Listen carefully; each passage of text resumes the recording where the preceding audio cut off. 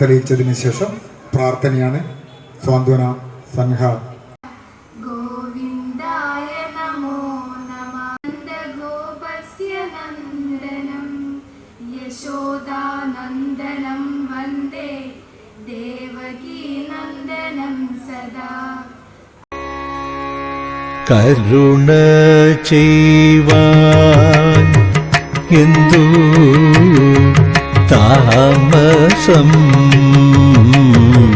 കൃഷ്ണ, കരുണ ചെയ്വാൻ എന്തു താമസം കൃഷ്ണ, കരുണ ചെയ്യുവാൻ എന്തു താമസം കൃഷ്ണ, കരുണ ചെയ്യുവാൻ എന്തു താമസം. അവസ്ഥയിലേക്ക് എത്തുകയും ചെയ്തു.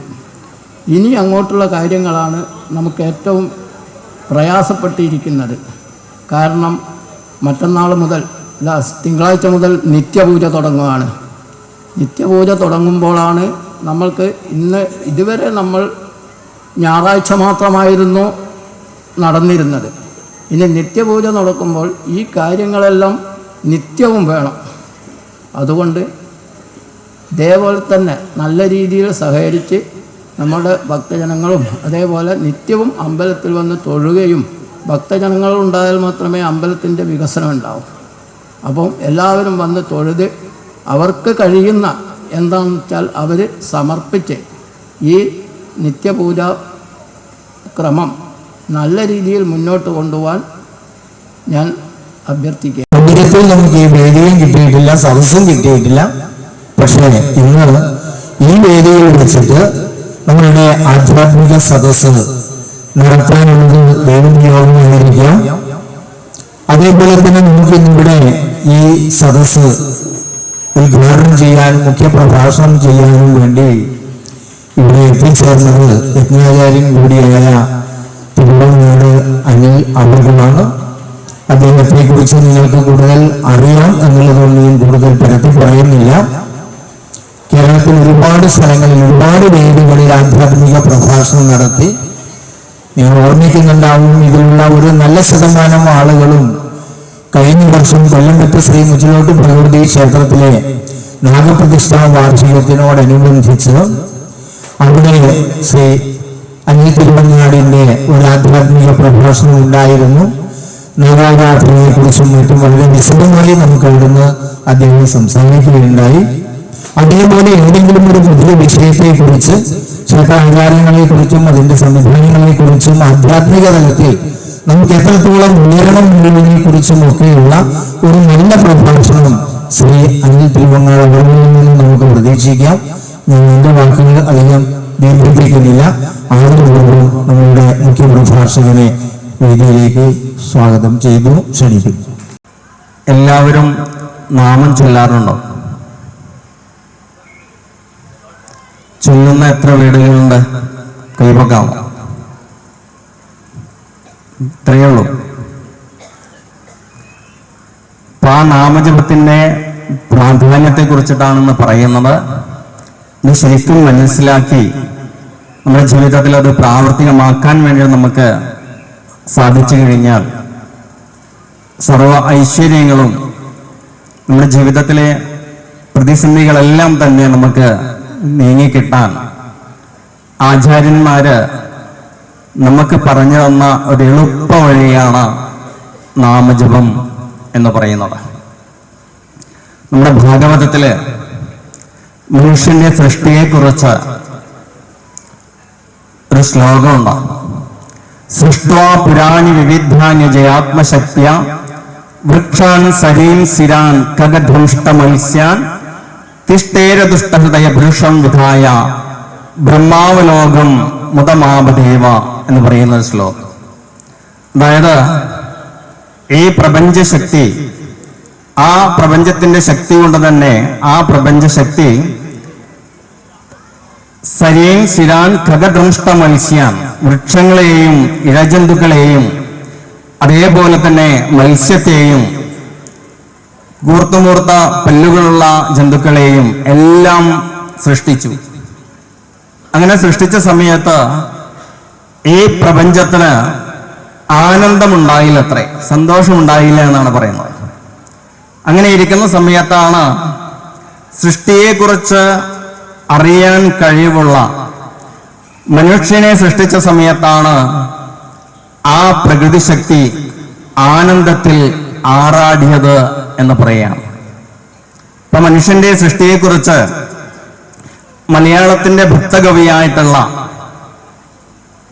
നേരത്തെ പറഞ്ഞു ഭാസ്കരൻ മാഷ, ഈ ഓഡിറ്റോറിയത്തിന്റെ പേരെന്താണ്? പൂന്താനം അല്ലെ? അപ്പൊ ആ പൂന്താനം തിരുമേന എഴുതിയ നമ്മളെല്ലാം സന്ധ്യക്ക് ചൊല്ലുന്ന ഒരു പ്രാർത്ഥനയില് ഏതാണത്?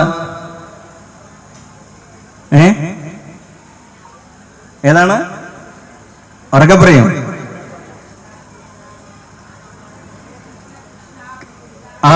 എന്താണ് സാധനം അത്? ജ്ഞാനപ്പാന അല്ലേ? ആ ജ്ഞാനപ്പാനയിലെ വരികള് മനുഷ്യന്റെ സൃഷ്ടിയെ കുറിച്ച് അവിടെ പറയുന്നുണ്ട്. എത്രയോ യോനികളിൽ കൂടിയാണ് ഒരു മനുഷ്യജന്മം കിട്ടുന്നതെന്നാണ് പറയുന്നത്. അപ്പൊ ആ മനുഷ്യജന്മത്തിന്റെ വാല്യൂ നമ്മൾ മനസ്സിലാക്കണം. അവിടെ പറയുന്നത്, എത്ര ജന്മം പ്രയാസപ്പെട്ടിക്കാലം തത്ര വന്നു പിറന്നു സുഹൃതത്താൽ, എത്ര ജന്മം മലത്തിൽ കഴിഞ്ഞതും എത്ര ജന്മം ജലത്തിൽ കഴിഞ്ഞതും എത്ര ജന്മം മരങ്ങളായി നിന്നതും. അതിങ്ങനെ പോയിട്ട് പറയാണ്, അങ്ങനെ കിട്ടിയ ഒരു ജന്മമാണ് ഏത്? ഒരു മനുഷ്യജന്മം എന്ന് പറയുന്നത്.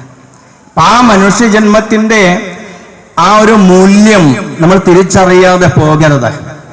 അത് ശരിക്കും നമ്മൾ മനസ്സിലാക്കണം. നമ്മളെ അങ്ങനെ മനസ്സിലാക്കുമ്പോഴാണ് നമ്മൾ എങ്ങനെയാണ് നമ്മൾ ജീവിക്കേണ്ടതെന്ന് നമുക്ക് മനസ്സിലാക്കാൻ വേണ്ടിയിട്ട് സാധിക്കുകയുള്ളൂ. ചെറിയൊരു ഉദാഹരണം ഞാൻ പറയാം. പണ്ട് ഒരു രാജാവും മന്ത്രിയും കൂടിയിട്ട് വേഷപ്രച്ഛന്നനായിട്ട് അദ്ദേഹത്തിന്റെ നാടും നഗരവും ഇങ്ങനെ സഞ്ചരിക്കുകയാണ്. കാരണം എന്റെ ഭരണത്തെക്കുറിച്ച് ജനങ്ങള് എത്രത്തോളം മതിപ്പുണ്ട്, അവരുടെ അഭിപ്രായം എന്താണെന്ന് അറിയാൻ വേണ്ടിയിട്ട് ഇങ്ങനെ പോവാം. അങ്ങനെ പോകുന്ന സമയത്ത് പല സ്ഥലത്തും പോയി പല കാര്യങ്ങളും അറിഞ്ഞ് അങ്ങനെ അവസാനം ഈ രാജ്യത്തിന്റെ അതിർത്തിയുള്ള ഒരു കാട് പോലെയുള്ള ഒരു പ്രദേശത്തെത്തിയ സമയത്ത് അവിടെ ഒരു ചെറിയൊരു കുടില് കണ്ടു. അങ്ങനെ ആ കുടില് കണ്ട സമയത്ത് രാജാവും മന്ത്രിയും വേഷപ്രച്ഛന്നനായിട്ടാണ് ആ കുടിലേക്ക് അങ്ങോട്ട് കയറി. അങ്ങനെ കയറിയ സമയത്ത് അവിടെ ഒരു വൃദ്ധനായിട്ടുള്ള ഒരാൾ അവിടെ ഇരിപ്പുണ്ട്. അപ്പോൾ അവരെ കണ്ട സമയത്ത് ഈ രാജാവിനും മന്ത്രിക്കും വളരെ വിഷമം തോന്നി.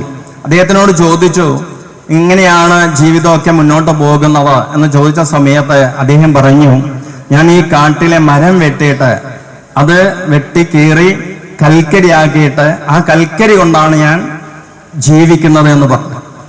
ഇതൊക്കെ കേട്ട സമയത്ത് രാജാവിനും മന്ത്രിക്കും വളരെയേറെ വിഷമം തോന്നി. കാരണം ഈ ഒരു പ്രായത്തിൽ, നല്ല പ്രായമുണ്ട് മനുഷ്യന്, അപ്പൊ ആ പ്രായത്തിലും അധ്വാനിച്ച് കൊണ്ട് അദ്ദേഹം ജീവിതത്തെ മുന്നോട്ട് കൊണ്ടുപോവുകയാണ്.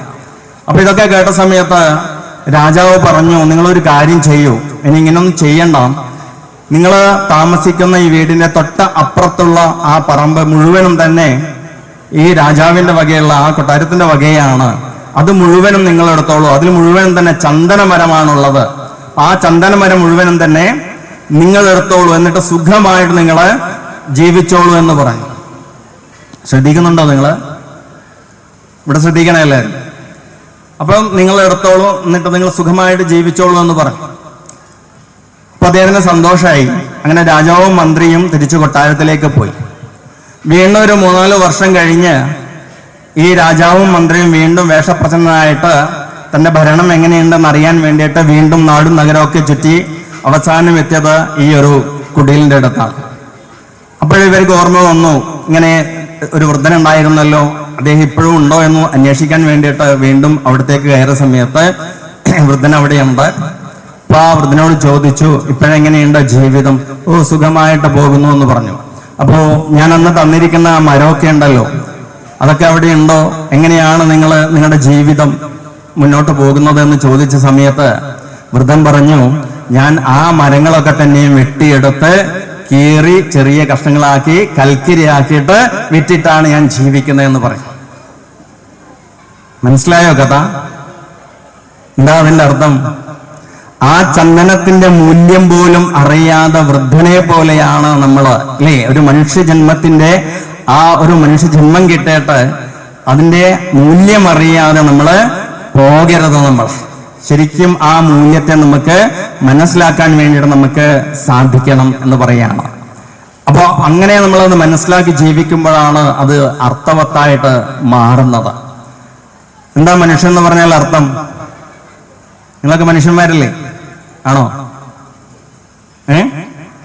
മനനം ചെയ്യുന്നവനാണ് മനുഷ്യൻ, അല്ലെ? എന്തിനെ കുറിച്ചിട്ടാണ് മനനം ചെയ്യേണ്ടത്? നമ്മുടെ മുന്നിൽ എന്താ ഉള്ളത്? ജീവിതം മാത്രമേ ഉള്ളൂ, അല്ലേ? അപ്പൊ ആ ജീവിതത്തിനെ കുറിച്ചിട്ടാണ് നമ്മൾ മനനം ചെയ്യേണ്ടത്.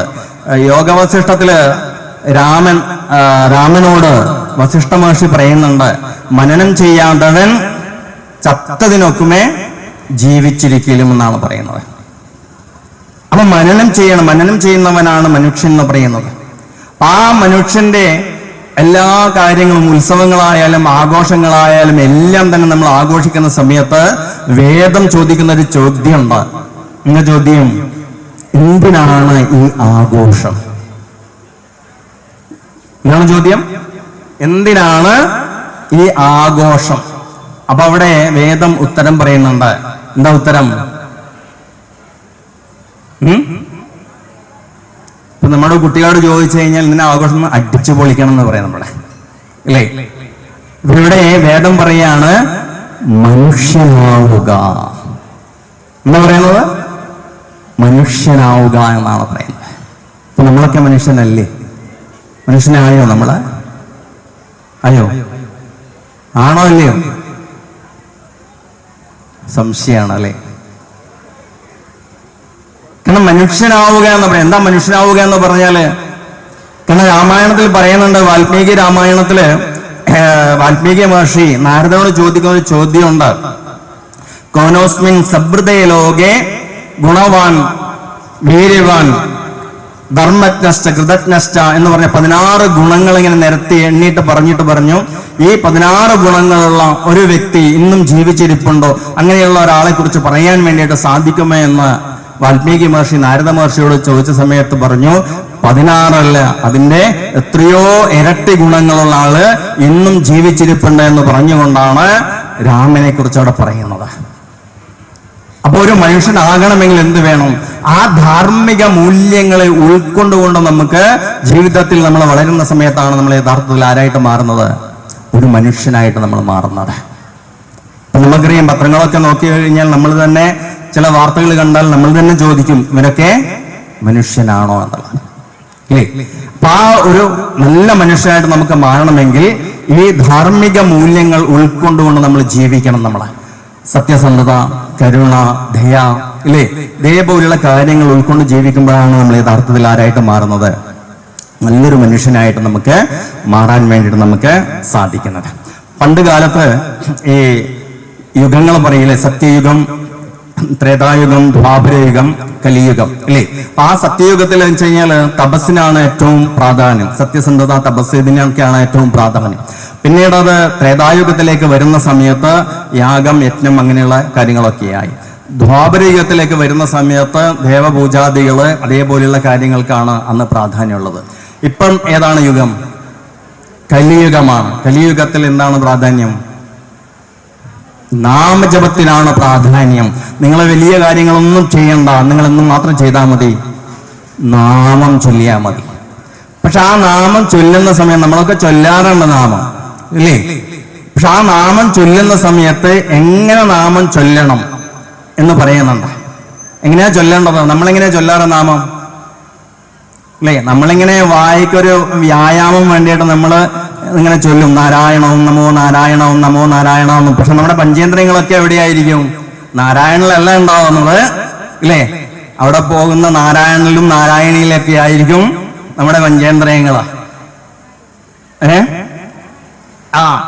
അപ്പൊ നമ്മുടെ മനസ്സ് മുഴുവനും ഇതിലായിരിക്കണം, ആ നാമജപത്തിലായിരിക്കണം നമ്മൾ, അല്ലേ? എന്നിട്ട് വേണം നാമം ചൊല്ലാൻ വേണ്ടിയിട്ട്. അപ്പൊ അങ്ങനെയുള്ള നാമത്തെ കുറിച്ചിട്ടാണ് ഇന്ന് പറയുന്നത്.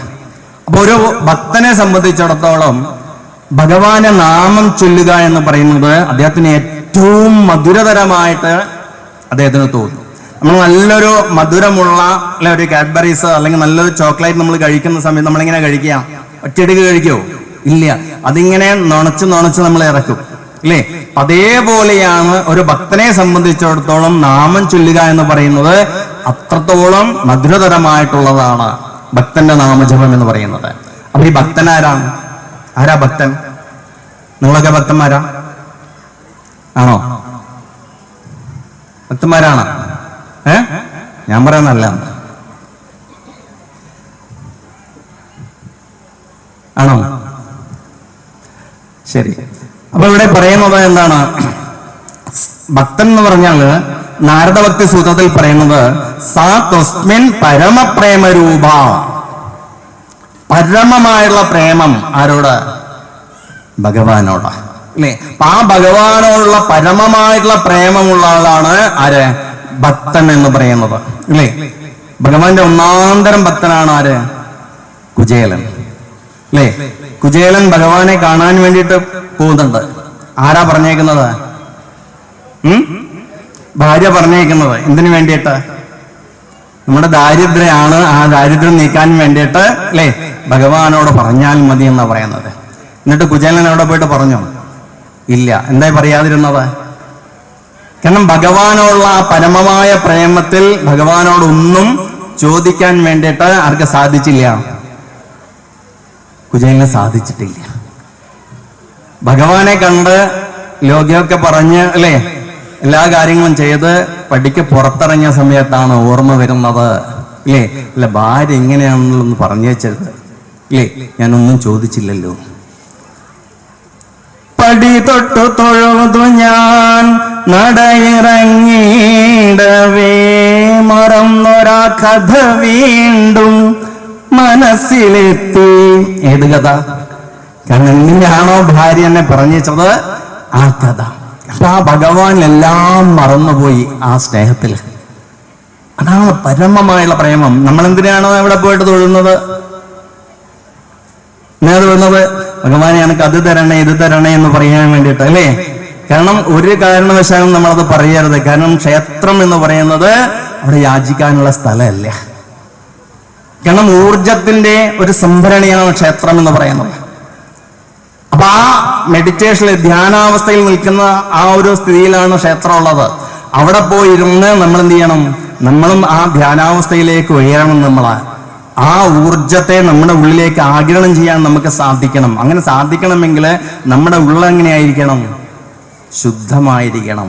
ആ ശുദ്ധത എങ്ങനെ കിട്ടും? നമുക്ക് ആ നാമജപത്തിൽ കൂടി നമുക്ക് നമ്മളെ ശുദ്ധീകരിക്കാൻ വേണ്ടിയിട്ട് നമുക്ക് സാധിക്കും. അപ്പൊ ഭക്തനെ സംബന്ധിച്ചിടത്തോളം ഭഗവാന്റെ ഓരോ നാമവും എന്താണ്? മധുരതരമായിട്ടാണ് അദ്ദേഹത്തിന് അനുഭവപ്പെടുന്നത്. അങ്ങനെയുള്ള ഭക്തനും നാമം ചൊല്ലുന്നുണ്ട്, അദ്ദേഹത്തിന് അതിൻ്റെതായിട്ടുള്ള ഗുണങ്ങൾ ലഭിക്കുന്നുണ്ട്. ഇനി ഇതൊന്നും അല്ലാതെ തന്നെ ചില ആളുകൾ നാമം ചൊല്ലാറുണ്ട്. പക്ഷെ ആ ഭക്തൻ ചൊല്ലുന്ന നാമത്തിന്റെ മാധുര്യം ആർക്കുണ്ടാവില്ല? ഈ ചൊല്ലുന്ന ആൾക്ക് ഉണ്ടാവില്ല. എന്താ കാരണം? കാരണം അദ്ദേഹം നാമം ചൊല്ലുന്നത് ആ മാധുര്യത്തിന് വേണ്ടിയിട്ടല്ല. കാരണം ആ നാമം ചൊല്ലിയിട്ട് ഒരു നിശ്ചിതമായുള്ള ഒരു സംഖ്യ എത്തിക്കഴിഞ്ഞാൽ അതിന്റെ ഗുണഫലം ആചാര്യന്മാർ പറയുന്നുണ്ട്. അതിനു വേണ്ടിയിട്ടാണ് അദ്ദേഹം ആ നാമം ചൊല്ലുന്നത്. പക്ഷെ ഭക്തന്റെ ആ നാമം ചൊല്ലുന്ന മാധുര്യം ആർക്ക് കിട്ടില്ല? ദൈവത്തിന് കിട്ടില്ല. പക്ഷെ അദ്ദേഹം ചൊല്ലിയിട്ട് ആ നിശ്ചിത സംഖ്യ, ഇപ്പൊ 9 കോടി 10 കോടിയൊക്കെ ചൊല്ലിയിട്ട് എത്തിക്കഴിഞ്ഞാൽ ശരിക്കും നമുക്ക് ആ ഭഗവാന്റെ ആ അനുഭവം നമുക്ക്, അല്ലെങ്കിൽ ഭഗവാനെ കാണാൻ വേണ്ടിയിട്ട് നമുക്ക് സാധിക്കും. ആ അനുഭവത്തെ വേദ്യമാക്കാൻ വേണ്ടിയിട്ട് നമുക്ക് സാധിക്കുമെന്ന് ആചാര്യന്മാർ പറയുന്നു. അതിനു വേണ്ടിയിട്ടാണ് ആര് നാമം ചൊല്ലുന്നത്? മറ്റവര് നാമം ചൊല്ലുന്നത്. അപ്പൊ ആ നാമം ചൊല്ലുക എന്ന് പറയുന്നത് എന്താ? നാമം എന്ന് പറഞ്ഞാല്, ജപം എന്ന് പറഞ്ഞാൽ എന്താ? ജപ്യതേ ഇത് ജപം എന്നാണ് പറയുന്നത്, ഇല്ലേ? ആവർത്തിച്ച് ഒരു നാമം ചൊല്ലുന്നതാണ് ജപം എന്ന് പറയുന്നത്. അപ്പൊ ആ ജപം കൊണ്ട് തന്നെ നമുക്ക് സിദ്ധിയെ പ്രാപിക്കാൻ വേണ്ടിയിട്ട് സാധിക്കുമെന്നാണ് ഗായത്രി കൽപ്പത്തിൽ പറയുന്നത്. ജപം കൊണ്ട് തന്നെ സിദ്ധിയെ പ്രാപിക്കാൻ വേണ്ടിയിട്ട് സാധിക്കും. അതുകൊണ്ട് പറയുന്നുണ്ട്, ജപാസിദ്ധിർ ജപാസിദ്ധിർ ജപാസിദ്ധിർ ന സംശയ എന്നാണ് ഗായത്രി കൽപ്പത്തിൽ പറയുന്നത്. നിങ്ങൾക്ക് ഒരു സംശയവും വേണ്ട, ജപം കൊണ്ട് തന്നെ നമുക്ക് സിദ്ധിയെ പ്രാപിക്കാൻ വേണ്ടിയിട്ട് സാധിക്കും. എന്താ സിദ്ധി എന്ന് പറഞ്ഞാൽ? ആ ഓരോ കഴിവുകൾ നമുക്ക് നേടിയെടുക്കാൻ വേണ്ടി നമുക്ക് സാധിക്കും. ഇപ്പം ഹനുമാൻ ചാലിസയിൽ 25-ാണെന്ന് തോന്നുന്നു ഒരു ശ്ലോകത്തിൽ പറയുന്നുണ്ട്, അഷ്ടസിദ്ധി നവനിധിക്കേ ധാത അസുവരുദീന് ജാനകി മാത എന്ന് പറയുന്നത്. കാരണം ഹനുമാൻ അഷ്ടസിദ്ധിയുള്ള ആളാണ് ഹനുമാൻ എന്ന് പറയുന്നത്, ഇല്ലേ? അണിമ, ലഘിമ, ഗരിമ, ഇല്ലേ? ഈശത്വം, വശിത്വം, പ്രാശ്യം, പ്രാകാശ്യം, ഇതൊക്കെയാണ് സിദ്ധി എന്ന് പറയുന്നത്. അപ്പൊ ആ സിദ്ധിയെ പ്രാപിക്കാൻ വേണ്ടിയിട്ട് നമുക്ക് സാധിക്കും. ഏതിൽ കൂടി?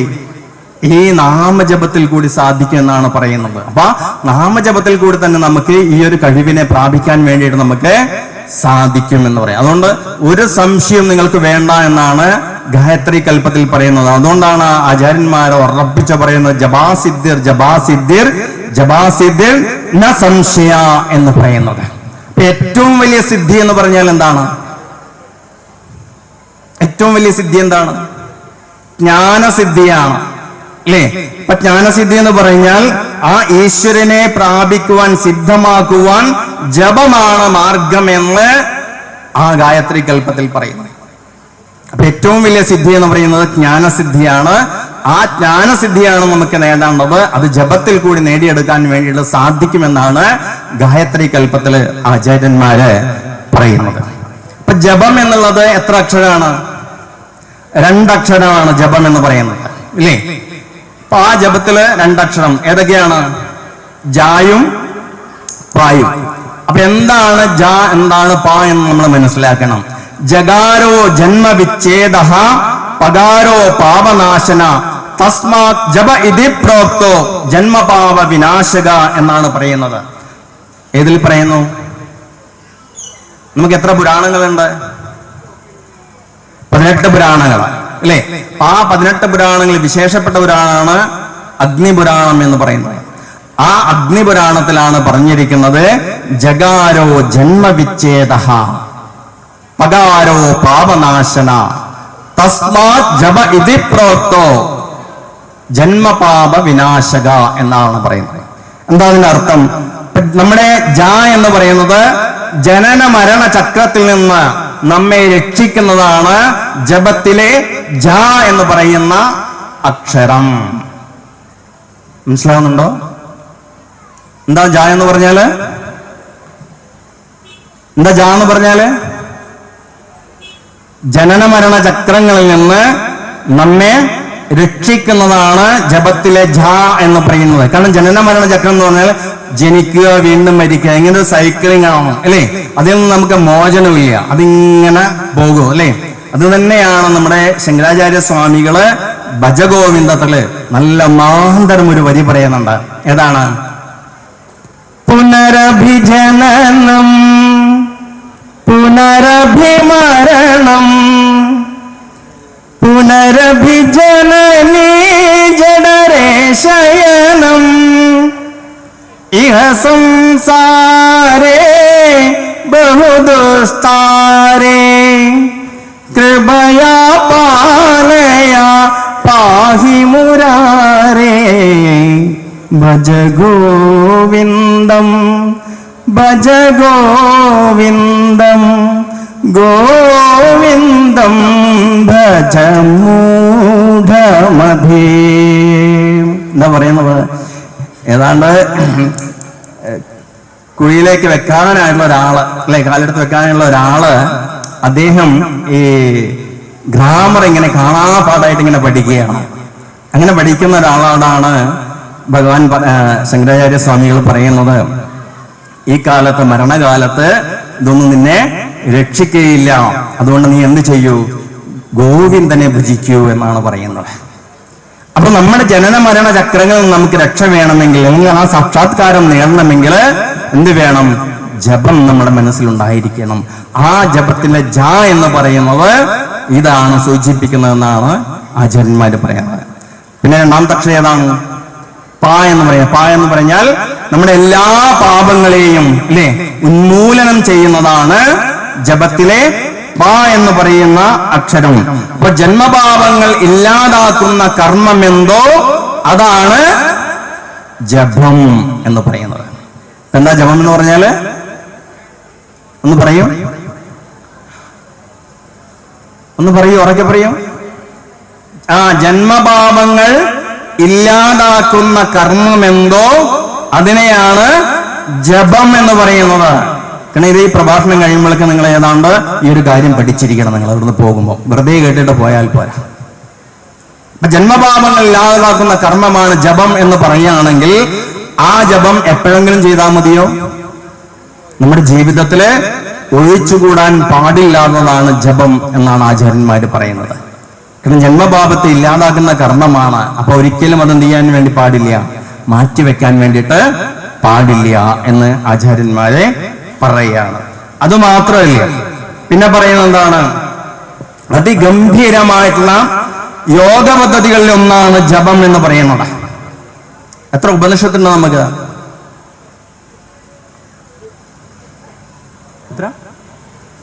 എത്രയാണ്? 8. എത്ര ഉപനിഷത്തുണ്ട്? 108.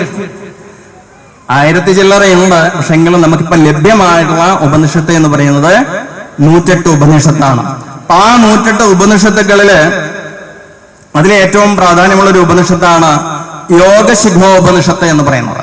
എന്താണ് യോഗശിഖോപനിഷത്ത്? ആ ഉപനിഷത്തിനെ 4 ഭാഗിച്ചിട്ടുണ്ട്. അതിൽ പറയുന്നത് മന്ത്രയോഗം, ലയയോഗം, ഹഠയോഗം, രാജയോഗം. അതിൽ പറയുന്നത് ആ മന്ത്രയോഗമാണ് ഏത്?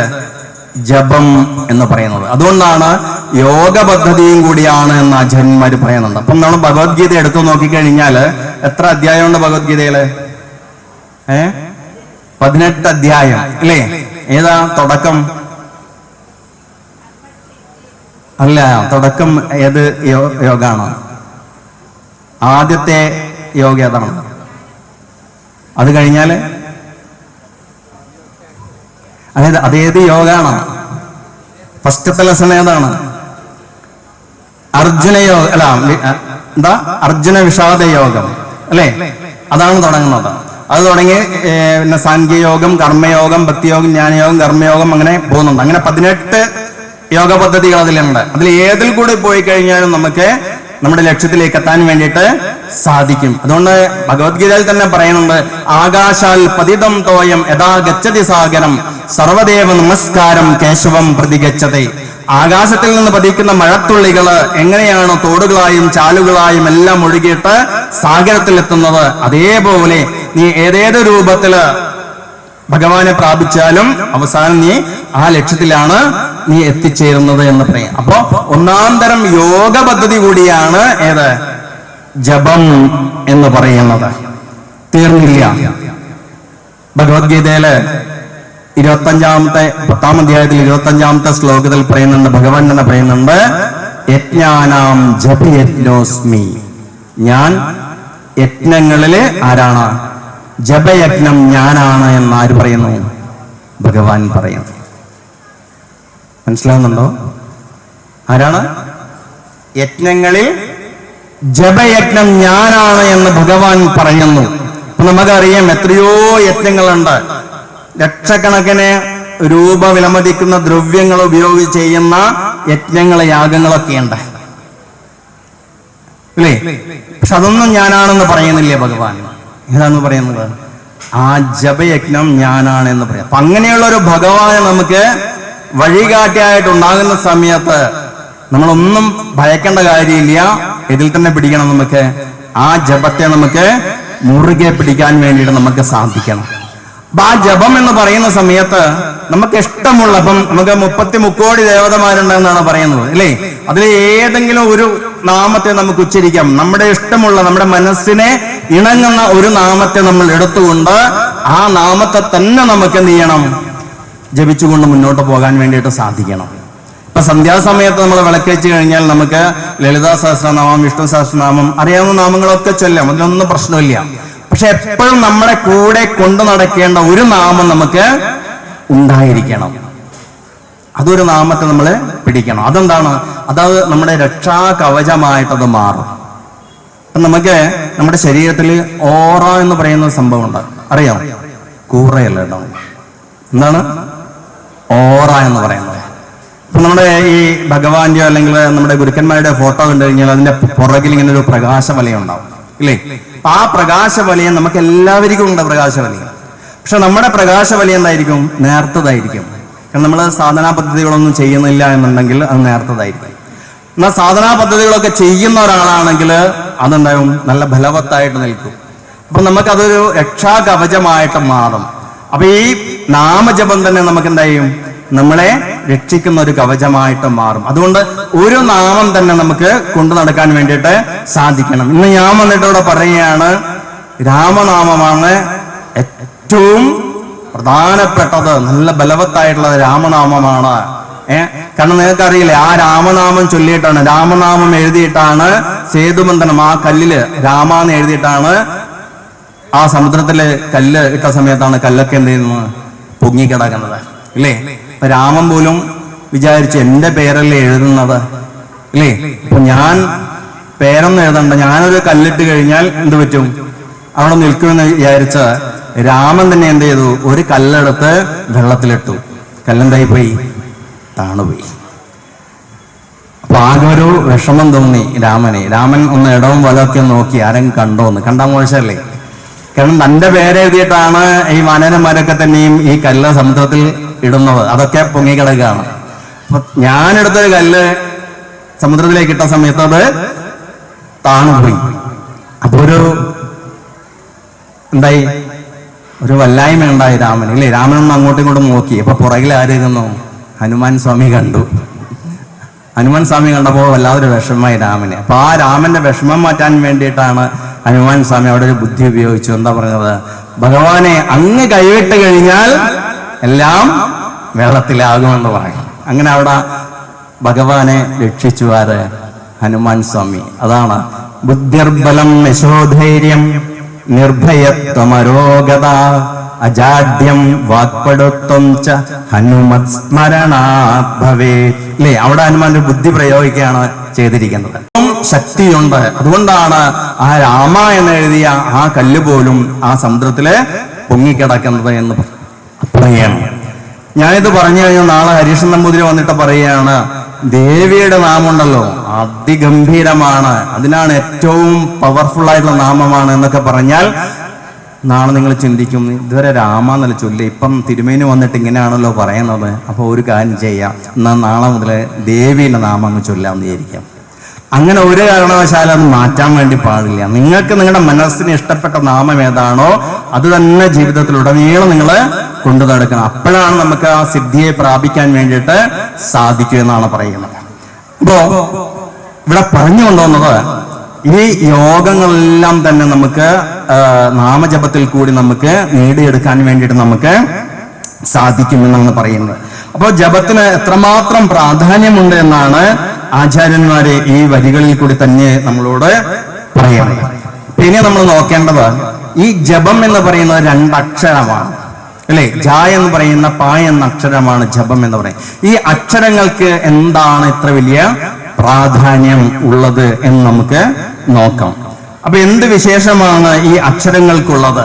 അപ്പൊ ഏത് ഉറവിടത്തിൽ നിന്നാണോ ഇത് പിറവിയെടുത്തത് ആ ഉത്ഭവസ്ഥാനത്തേക്ക് അക്ഷരങ്ങളുടെ സഹായത്തോടുകൂടി കടന്നു ചെല്ലുകയാണ് ഒരു സാധകൻ നാമജപത്തിലൂടെ ചെയ്യുന്നത്. അപ്പോ ശരിക്കും പറയുകയാണെങ്കിൽ നാമജപം എന്ന് പറയുന്നത് എന്താണ്? നമ്മുടെ ഉറവിടത്തെ തേടിയുള്ള യാത്രയാണ് നാമജപം എന്ന് പറയുന്നത്. എവിടെ നിന്നാണോ ഈ അക്ഷരങ്ങൾ പുറപ്പെട്ടത് ആ പുറപ്പെട്ട സ്ഥലത്ത് അക്ഷരങ്ങളുടെ സഹായത്തോടുകൂടി ഒരു സാധകൻ അവിടെ ഉറവിടത്തെ തേടിയുള്ള യാത്രയാണ് എന്ത്? നാമജപം എന്ന് പറയുന്നത്. അപ്പൊ ഈ ഉറവിടം ഏതാണ്? ഈ അക്ഷരങ്ങൾ എവിടെ നിന്നാണ് പുറപ്പെട്ടിരിക്കുന്നത്? എവിടെ നിന്നാണ് ഉത്ഭവിച്ചിരിക്കുന്നത്? ഈ അക്ഷരങ്ങളെല്ലാം ഉത്ഭവിച്ചിരിക്കുന്നത് എവിടെ നിന്നാണ്? ഓംകാരത്തിൽ നിന്നാണ്. എവിടെ നിന്നാണ് ഉത്ഭവിച്ചത്? ഓംകാരത്തിൽ നിന്നാണ് ഈ അക്ഷരങ്ങളെല്ലാം ഉത്ഭവിച്ചത്. അതുകൊണ്ട് തന്നെ ഈ അക്ഷരങ്ങളെല്ലാം ദേവതകളാണെന്ന് നമ്മൾ മനസ്സിലാക്കണം. അങ്ങനെ ഈ അക്ഷരങ്ങളെല്ലാം ദേവതകളാണെന്ന് മനസ്സിലാക്കി അങ്ങനെ അറിഞ്ഞുകൊണ്ട് വേണം നമ്മൾ എന്ത് ചെയ്യാൻ വേണ്ടിയിട്ട്, ഈ നാമം ജപിക്കാൻ വേണ്ടിയിട്ട്. അപ്പൊ ഓരോ അക്ഷരങ്ങളും എന്താണ്, ദേവതകളാണ് എന്നാണ് ആചാര്യന്മാരെ പറയുന്നത്. അപ്പൊ ഈ ഓങ്കാരത്തെ, ആ ഓങ്കാരമാകുന്ന ഉറവിടത്തെ തേടിയുള്ള യാത്രയാണ് ഏത്, നാമജപം എന്ന് പറയുന്നത്. അപ്പൊ ആ ഓങ്കാരത്തിൽ നിന്നുമാണ് നമ്മൾ അക്ഷരങ്ങൾ ഉണ്ടായതെന്ന് പറയാം. അപ്പോ ഏറ്റവും വലിയ പ്രാധാന്യമുള്ള ജപം എന്ന് പറയുന്നത് ഏതാണ്, ഓങ്കാര ജപമാണ്. ഏറ്റവും പ്രാധാന്യമുള്ള ജപം എന്ന് പറയുന്നത് ഓങ്കാര ജപമാണ്. അത്രത്തോളം പ്രാധാന്യമുണ്ട്. അത് ധാരാളം വേണമെന്നൊന്നുമില്ല, വളരെ കുറച്ചു മതി. ഗുരുവായൂരപ്പനെ ഓങ്കാരം കൊണ്ടുള്ള അർച്ചനയുണ്ട്, അതും വളരെ മാത്ര കുറഞ്ഞിട്ടാണ്, ചെറിയ മാത്രയിലേ ഉള്ളൂ അത്. പക്ഷേ ഏറെ ഫലമാണ് അതിന്, എല്ലാ ദേവതകൾക്കും ഇല്ല. കാരണം പരബ്രഹ്മ സ്വഭാവമുള്ള അങ്ങനെയുള്ള സങ്കല്പങ്ങൾക്ക് മാത്രമേ ഓങ്കാരം കൊണ്ട് അർച്ചനയുള്ളൂ എന്നാണ് പറയുന്നത്. അത്രയും പവർഫുൾ ആണത്, അതും വളരെ മാത്രം കുറഞ്ഞിട്ടാണ് ഉള്ളത്. അപ്പൊ ഏറ്റവും പ്രാധാന്യമുള്ള സർവശ്രേഷ്ഠമായിട്ടുള്ള ജപം എന്ന് പറഞ്ഞാൽ ഏതാണ്, ഓങ്കാര ജപമാണ്. എങ്ങനെയാ ഓം ഉച്ചരിക്കുക,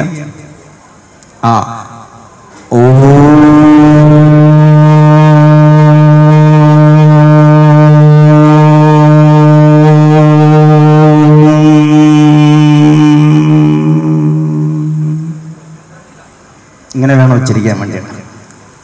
അപ്പൊ ശരിക്കും നമ്മൾ ആ ബ്രീത്തും നല്ലോണം എടുത്തിട്ട് നന്നായിട്ട് നമ്മൾ ആ ഉച്ചസ്ഥായിയിൽ വന്ന് സാവകാശം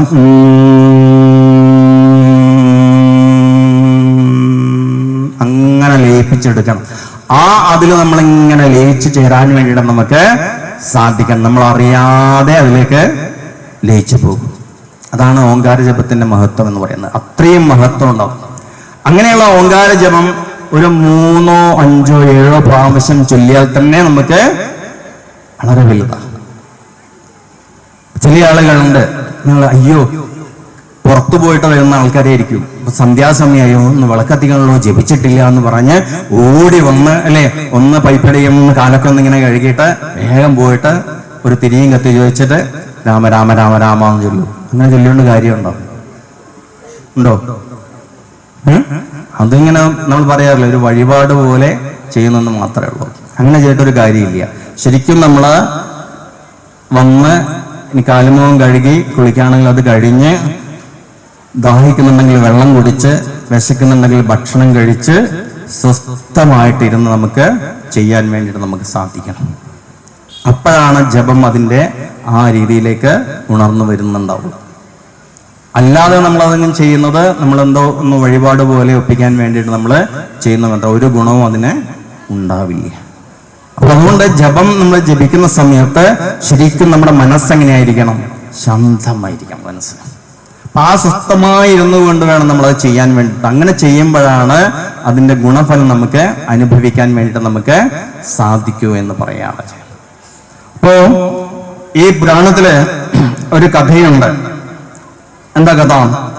ശിവൻ ഉമയുടെ ശരീരമെടുത്ത് താണ്ഡവമാടിയെന്നാണ് പറയുന്നത്. അങ്ങനെ താണ്ഡവമാടിയ സമയത്ത് ഇത് പ്രകൃതിക്ക് ദോഷം വരും എന്ന് വിചാരിച്ച് വിഷ്ണുദേവൻ എന്ത് ചെയ്തു? ഈ ഉമയുടെ ശരീരത്തെ തന്റെ സുദർശന ചക്രം കൊണ്ട് 51 ഛേദിച്ചു. ആ 51 ശരീരം വീണ സ്ഥലമാണ് 51 ശക്തിപീഠം എന്ന് പറയുന്നത്. കേട്ടിട്ടുണ്ടോ കഥ? അപ്പൊ 51 ശക്തിപീഠങ്ങൾ അതാണ്. ഈ 51 കഷ്ണങ്ങളായി ചിതറിയതാണ് ഈ 51. ഈ 51 എന്ന് പറഞ്ഞാൽ ഈ 51 അക്ഷരങ്ങളാണ്. എന്താണ്?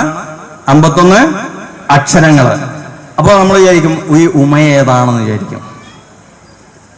ഏതാണ് ഉമ? സതീദേവി. നോക്കാം നമുക്ക്. അപ്പൊ ഓങ്കാരത്തില് 3 അക്ഷരങ്ങളാണുള്ളത്. എത്ര അക്ഷരമുണ്ട്? 3 അക്ഷരം. ഏതൊക്കെയാണ്? ആ, ഉ, 3 അക്ഷരം. അതാണ് ശരിക്കും ഓങ്കാരം ചൊല്ലുമ്പം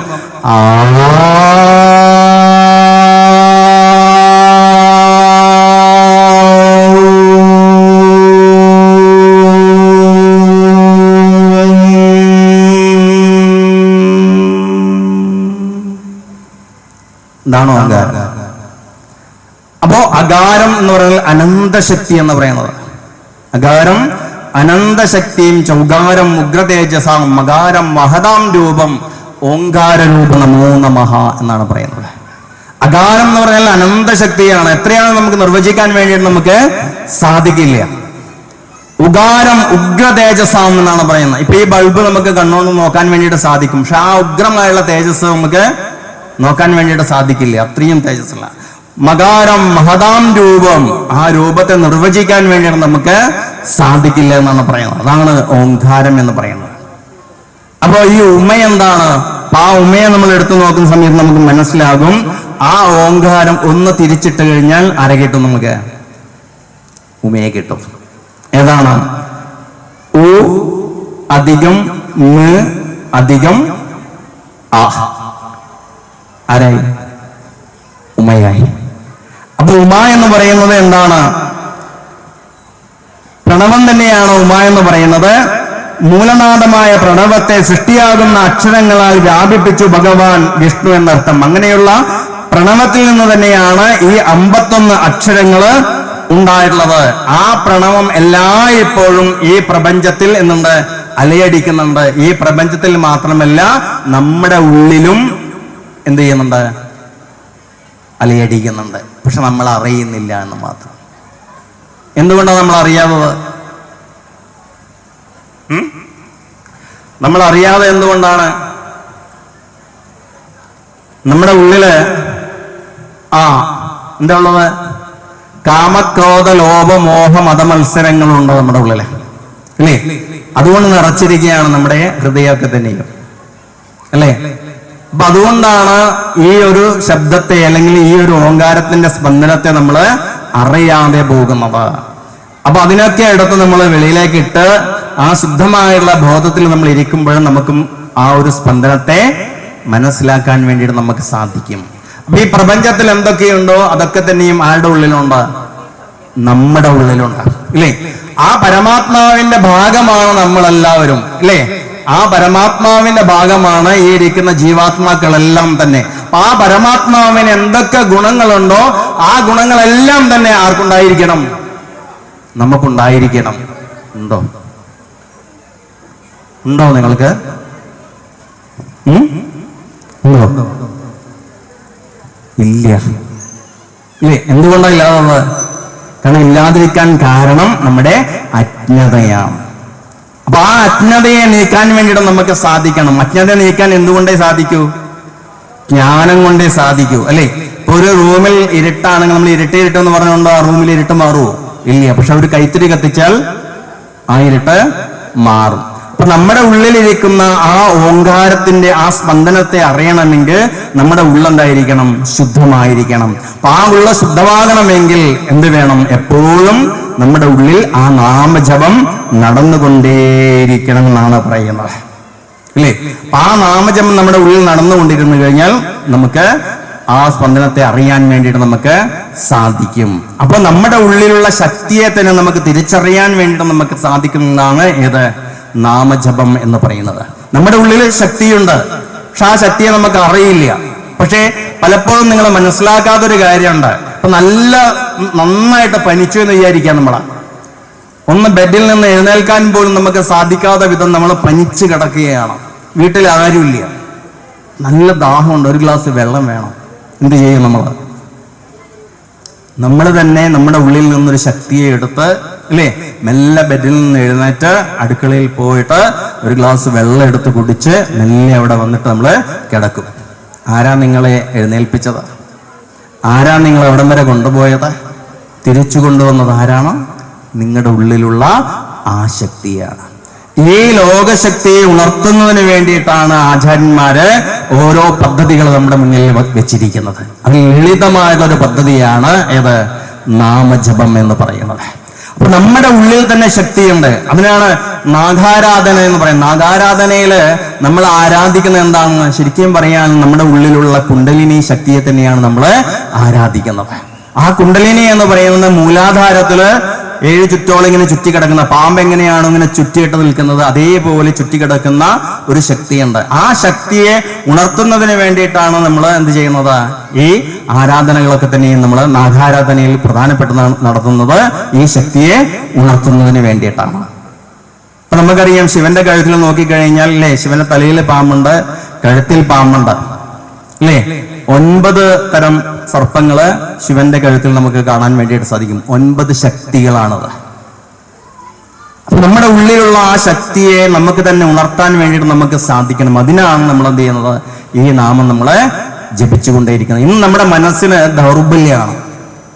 അതുകൊണ്ടാണ് ചെറിയ കുട്ടികൾ തന്നെ ഇപ്പൊ നമുക്ക് കാണാൻ വേണ്ടിയിട്ട് സാധിക്കും, മൊബൈൽ ഫോൺ വാങ്ങിക്കൊടുത്തിട്ടില്ല, കുട്ടി എന്ത് ചെയ്യുന്നു? ആത്മഹത്യ ചെയ്യുന്നു അല്ലേ. അല്ലെങ്കിൽ അച്ഛൻ വഴക്ക് പറഞ്ഞു, കുട്ടി ആത്മഹത്യ ചെയ്തു. എന്താണ്? ആ മനസ്സിനെ എന്തില്ല, ശക്തിയില്ല നമുക്ക്. ആ മനസ്സിനെ ശക്തിപ്പെടുത്താൻ വേണ്ടിയിട്ട് ഏറ്റവും നല്ലൊരു ടൂളാണ് നാമജപം എന്ന് പറയുന്നത്. ആ ജപത്തെ നമുക്ക് ഉറപ്പിക്കാൻ വേണ്ടിയിട്ട് നമുക്ക് സാധിച്ചു കഴിഞ്ഞാൽ തീർച്ചയായിട്ടും നമ്മുടെ ജീവിതത്തിൽ വരുന്ന ഏത് പ്രതിസന്ധികളെയും തരണം ചെയ്യാൻ വേണ്ടിയിട്ട് നമുക്ക് സാധിക്കും. അത്രയും പവർ ഇതിനുണ്ട്, നാമജപത്തിനുണ്ട്. നിങ്ങൾ ആലോചിച്ച് നോക്കുന്നു, നമ്മുടെ പത്രങ്ങളൊക്കെ കാണാം, വലിയ വലിയ വിദ്യാഭ്യാസ യോഗ്യത നേടി വലിയ പോസ്റ്റിൽ ഇരിക്കുന്ന ആള് പോലും തന്റെ ജീവിതത്തിൽ വരുന്ന പ്രതിസന്ധികളെ തരണം ചെയ്യാൻ വേണ്ടിയിട്ട് സാധിക്കാതെ ആത്മഹത്യ ചെയ്യുന്നു. അപ്പൊ ഭൗതികമായിട്ടുള്ള വിദ്യാഭ്യാസം കൊണ്ട് മാത്രം കാര്യമുണ്ടോ? ഇല്ല. അപ്പൊ അതിനോടൊപ്പം തന്നെ എന്ത് വേണം? ആത്മീയമായിട്ടുള്ള വിദ്യാഭ്യാസം നമുക്കുണ്ടായിരിക്കണം. ഇത് ഒരു നാണയത്തിന്റെ 2 വശം പോലെയാണ്. ഇതുണ്ടെങ്കിൽ മാത്രമേ ജീവിതത്തിൽ നമുക്ക് മുന്നോട്ട് പോകാൻ വേണ്ടിയിട്ട് നമുക്ക് സാധിക്കുകയുള്ളൂ എന്ന് ആചാര്യന്മാര് പറയാം. അതുകൊണ്ട് ആ നാമജപം ചെറുപ്പം മുതൽ തന്നെ നമ്മുടെ കുട്ടികളില് എന്താ പറയാ വളർത്തിയെടുക്കാൻ വേണ്ടിയിട്ട് നമുക്ക് സാധിക്കണം. അതിനുള്ള ഏറ്റവും അമ്മമാരാണ് അതിനു വേണ്ടിയിട്ട് ഏറ്റവും ശ്രമിക്കേണ്ടത്. കാരണം വീടുകളിൽ ഇരുന്ന് ആ നാമജപം ചൊല്ലിക്കൊണ്ട് ആ കുട്ടിയുടെ മനസ്സിനെ എന്താ പറയാ ബലപ്പെടുത്താൻ വേണ്ടി നമുക്ക് സാധിക്കണം. അപ്പൊ എന്തെങ്കിലും ഒരു പ്രശ്നം വരുമ്പം ആ കുട്ടിക്ക് എന്തുണ്ടാവും? ആ നാമജപം തുണയായിട്ട് മാറും. നമ്മളിലാണ് ഏറ്റവും കൂടുതൽ ആത്മഹത്യാ പ്രവണതകള് ഹിന്ദു സമൂഹത്തിലാണ് ഏറ്റവും കാണുന്നത്. അപ്പൊ ഭക്തി മാത്രം ഉണ്ടായാൽ പോരാ, എന്തുകൂടി വേണം? ശക്തി ഉണ്ടായിരിക്കണം. നമുക്ക് നമ്മുടെ ജീവിതത്തിൽ വരുന്ന പ്രതിസന്ധികളെ സാഹചര്യങ്ങളെ മറികടക്കാനുള്ള ആ ശക്തിയും കൂടി നമുക്ക് ഉണ്ടായിരിക്കണം. ഇന്ന് നമ്മുടെ ക്ഷേത്രങ്ങൾ നല്ല നിലയ്ക്ക് കെട്ടി ആ ക്ഷേത്രത്തിന് ചുറ്റും ശക്തമായിട്ടുള്ള ഒരു ഹിന്ദു സമൂഹം ഉണ്ടെങ്കിൽ മാത്രമേ ഈ ക്ഷേത്രത്തെ നമുക്ക് നിലനിർത്താൻ വേണ്ടിയിട്ട് നമുക്ക് സാധിക്കൂ, അല്ലാതെ സാധിക്കില്ല.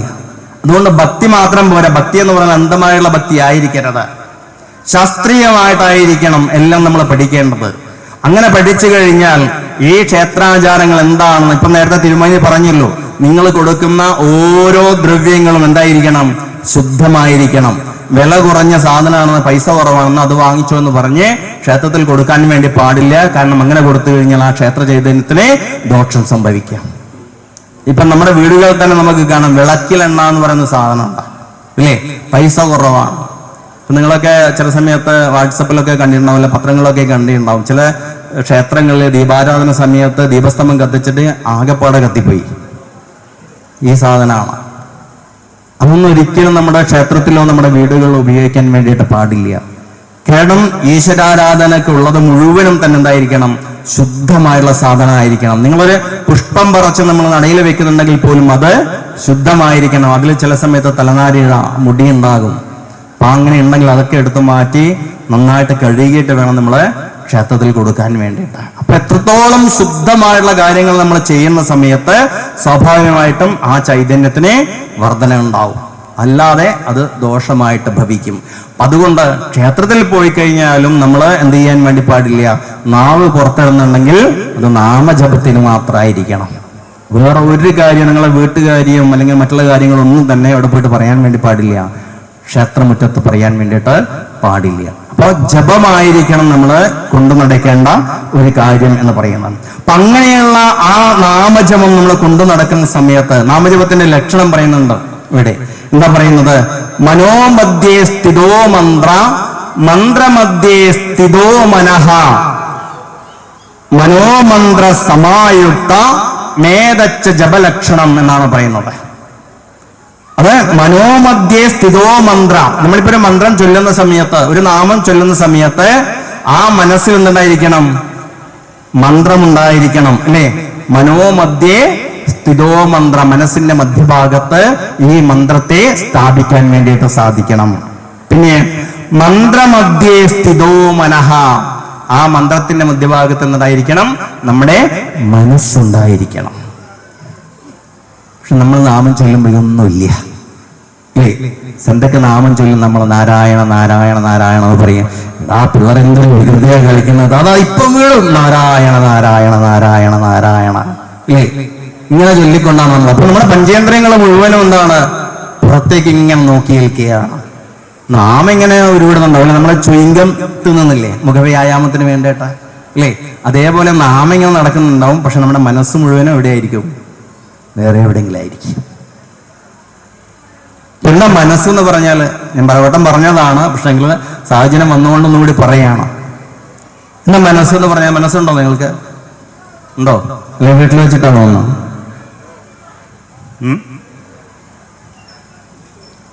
സ്ഥൂല ശരീരത്തിലെ സൂക്ഷ്മ ശരീരമാണ് മനസ്സ് എന്ന് പറയുന്നത്. അപ്പൊ മനസ്സ് എവിടെ ഉള്ളത്? തലയിലാണോ? ഹൃദയത്തിലാണോ? എവിടെയുള്ളത് മനസ്സ്? ഇല്ലേ? എവിടെയുള്ളത്? നമ്മൾ പറയില്ലേ, നായക്ക് 47 വട്ടം പറയും എന്നെ മനസ്സ് പോലും അറിയാത്ത കാര്യമാണ് പറയാന്ന് പറയും, അല്ലെ? ഒന്നൊക്കെ ഇവിടെ തട്ടിട്ട് പറയും, ഇവിടെ തട്ടിട്ട് പറയാം, നമ്മൾ പറയില്ലേ? അപ്പൊ മനസ്സ് എന്ന് പറയാൻ, സ്ഥൂല ശരീരം എന്ന് പറയാൻ നമ്മൾ ഈ കാണുന്ന ശരീരം.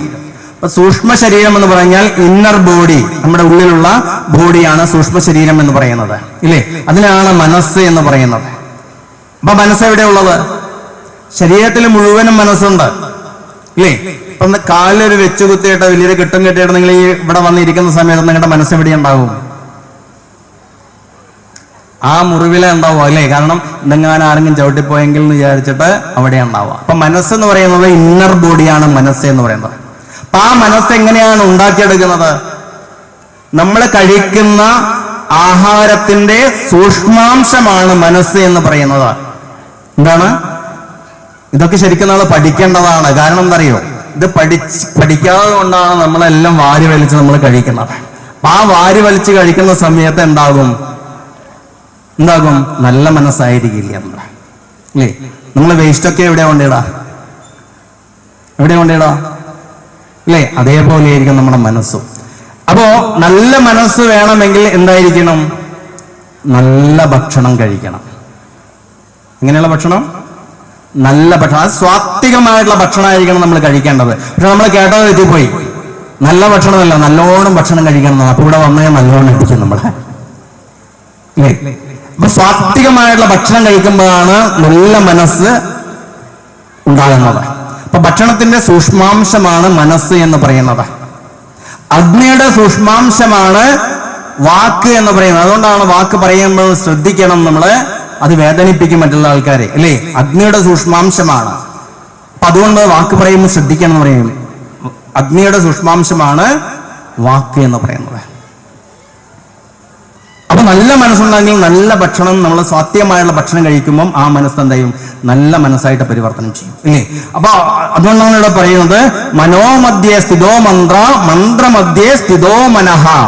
അപ്പൊ ആ മന്ത്രത്തിൽ, മനസ്സിന്റെ മധ്യത്തിൽ മന്ത്രവും, മന്ത്രത്തിന്റെ മധ്യത്തിൽ എന്തുണ്ടാവണം? മനസ്സും ഉണ്ടായിരിക്കണം. അതുകൊണ്ട് നിങ്ങൾ ജപിക്കുന്ന സമയത്ത് ഏകാഗ്രത ഉണ്ടായിരിക്കണം. മനസ്സെവിടെയായും പോകാൻ വേണ്ടി പാടില്ല. മനസ്സെവിടെ ഉണ്ടായിരിക്കണം?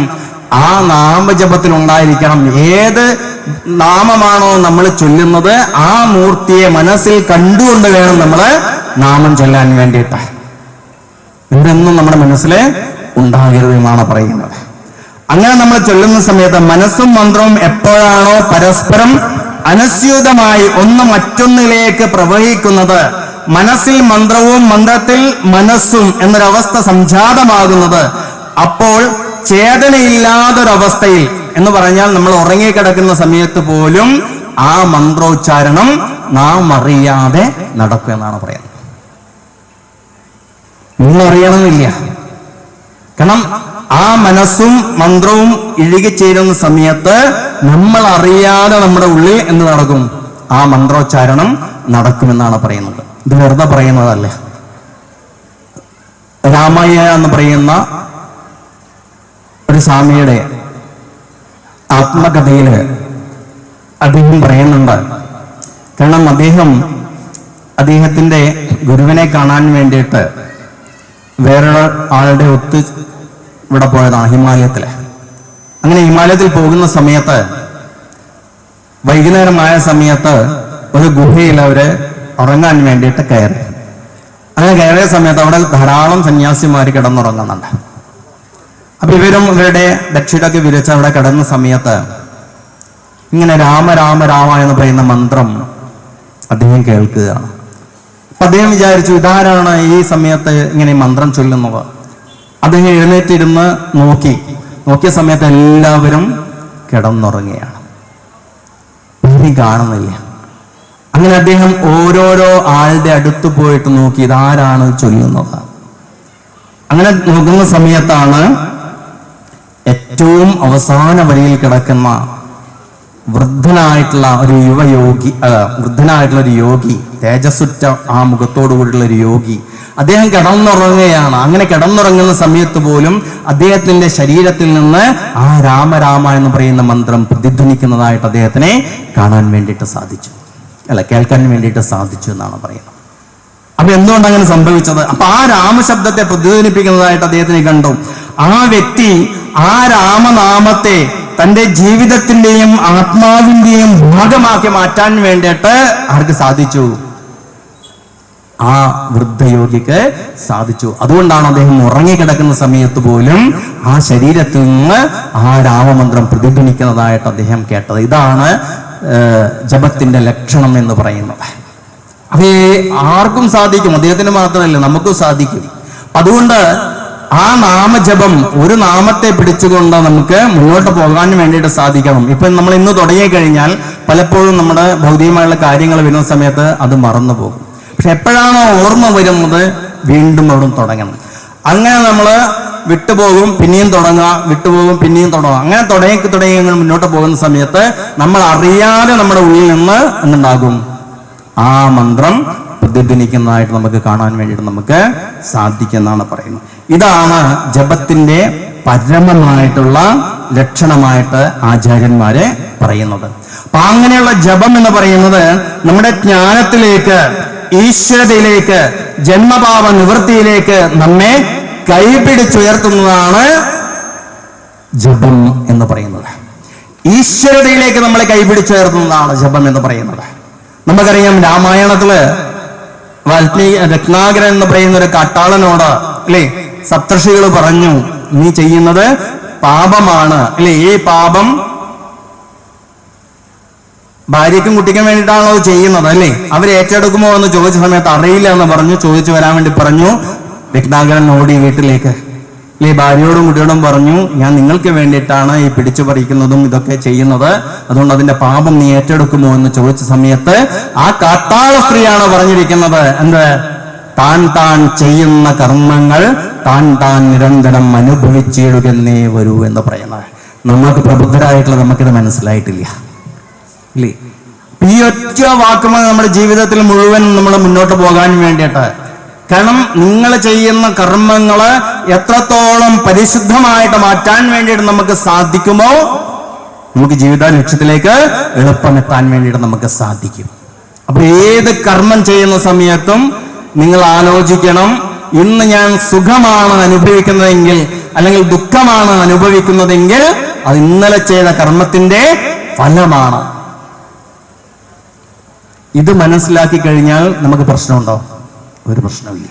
കാരണം ഞാൻ ഇന്നലെ അങ്ങനെ ചെയ്തതുകൊണ്ടാണ് എനിക്ക് ഇന്നത് കിട്ടിയത്, അപ്പൊ ഇന്നെന്ത് ചെയ്യാൻ വേണ്ടി പാടില്ല? അത്തരം കർമ്മങ്ങൾ ഞാൻ ചെയ്യാൻ വേണ്ടി പാടില്ല. എൻ്റെ കർമ്മങ്ങളെല്ലാം തന്നെ ഞാൻ ശുദ്ധമായ കർമ്മങ്ങളാക്കി മാറ്റാൻ വേണ്ടിയിട്ട്, നല്ല കർമ്മങ്ങൾ ചെയ്യാൻ വേണ്ടിയിട്ട് എനിക്ക് സാധിക്കണം. കാരണം നമ്മുടെ ജീവിതത്തില് സുഖവും ദുഃഖവും ഉണ്ടാകും, അത് ജീവിതത്തിന്റെ ഭാഗമാണ്. ഒരു നാണയത്തിന്റെ രണ്ട് ഭാഗം പോലെയാണ് സുഖവും ദുഃഖവും. ആ സുഖവും ദുഃഖവും അനുഭവിച്ചുകൊണ്ട് തന്നെ ആ ജീവിതത്തിലേക്ക് എങ്ങനെയാണ് മുന്നോട്ട് പോകേണ്ടത് എന്നാണ് രാമായണം നമ്മളെ പഠിപ്പിക്കുന്നത്. 14 വർഷം കൊട്ടാരത്തിൽ കിടക്കേണ്ട ആളാണ് 14 വർഷം എവിടെ പോയി കിടന്നത്? കാട്ടിൽ പോയി കിടന്നത്. ആ സുഖവും ദുഃഖവും ജീവിതത്തിന്റെ ഭാഗമാണ്. മലയാളത്തില് ഒരു ചലച്ചിത്രഗാനമില്ലേ, നല്ലൊരു ചലച്ചിത്രഗാനം. ഏതാണ്? സുഖമൊരു ബിന്ദു ദുഃഖമൊരു ബിന്ദു, ബിന്ദുവിൽ നിന്നും ബിന്ദുവിലേക്കൊരു പെണ്ടുലമാടുന്നു ജീവിതം, ഏതു ജീവിതം. ഇത് മനസ്സിലാക്കാൻ വേണ്ടിയിട്ട് നമുക്ക് സാധിക്കണം. ആ സുഖവും ദുഃഖവും എന്താണ് നമ്മുടെ ജീവിതത്തിന്റെ ഭാഗമാണ്. അപ്പൊ അതിനെ തരണം ചെയ്യാൻ നമുക്ക് മുന്നോട്ട് പോകാൻ വേണ്ടിയിട്ട് നമുക്ക് സാധിക്കണം. സാധിക്കണമെങ്കിൽ ആത്മീയമായുള്ള ഒരു കരുത്ത് നമുക്കുണ്ടായിരിക്കണം. ആ കരുത്ത് നമുക്ക് തരുന്നത് നാമജപമാണ്. അപ്പൊ അതുകൊണ്ടാണ് ആ നാമജപത്തിന് അത്രത്തോളം പ്രാധാന്യമുണ്ട് എന്ന് ആചാര്യന്മാര് പറയുന്നത്. അപ്പൊ ആ ഈശ്വരതയിലേക്ക് നമ്മളെ ഉയർത്തുന്നതാണ്. അങ്ങനെ ആ രത്നാകരൻ വീട്ടിൽ പോയിട്ട് ചോദിച്ച് മഹർഷിമാരോട് പറഞ്ഞു, അവൻ ഏറ്റെടുക്കില്ല.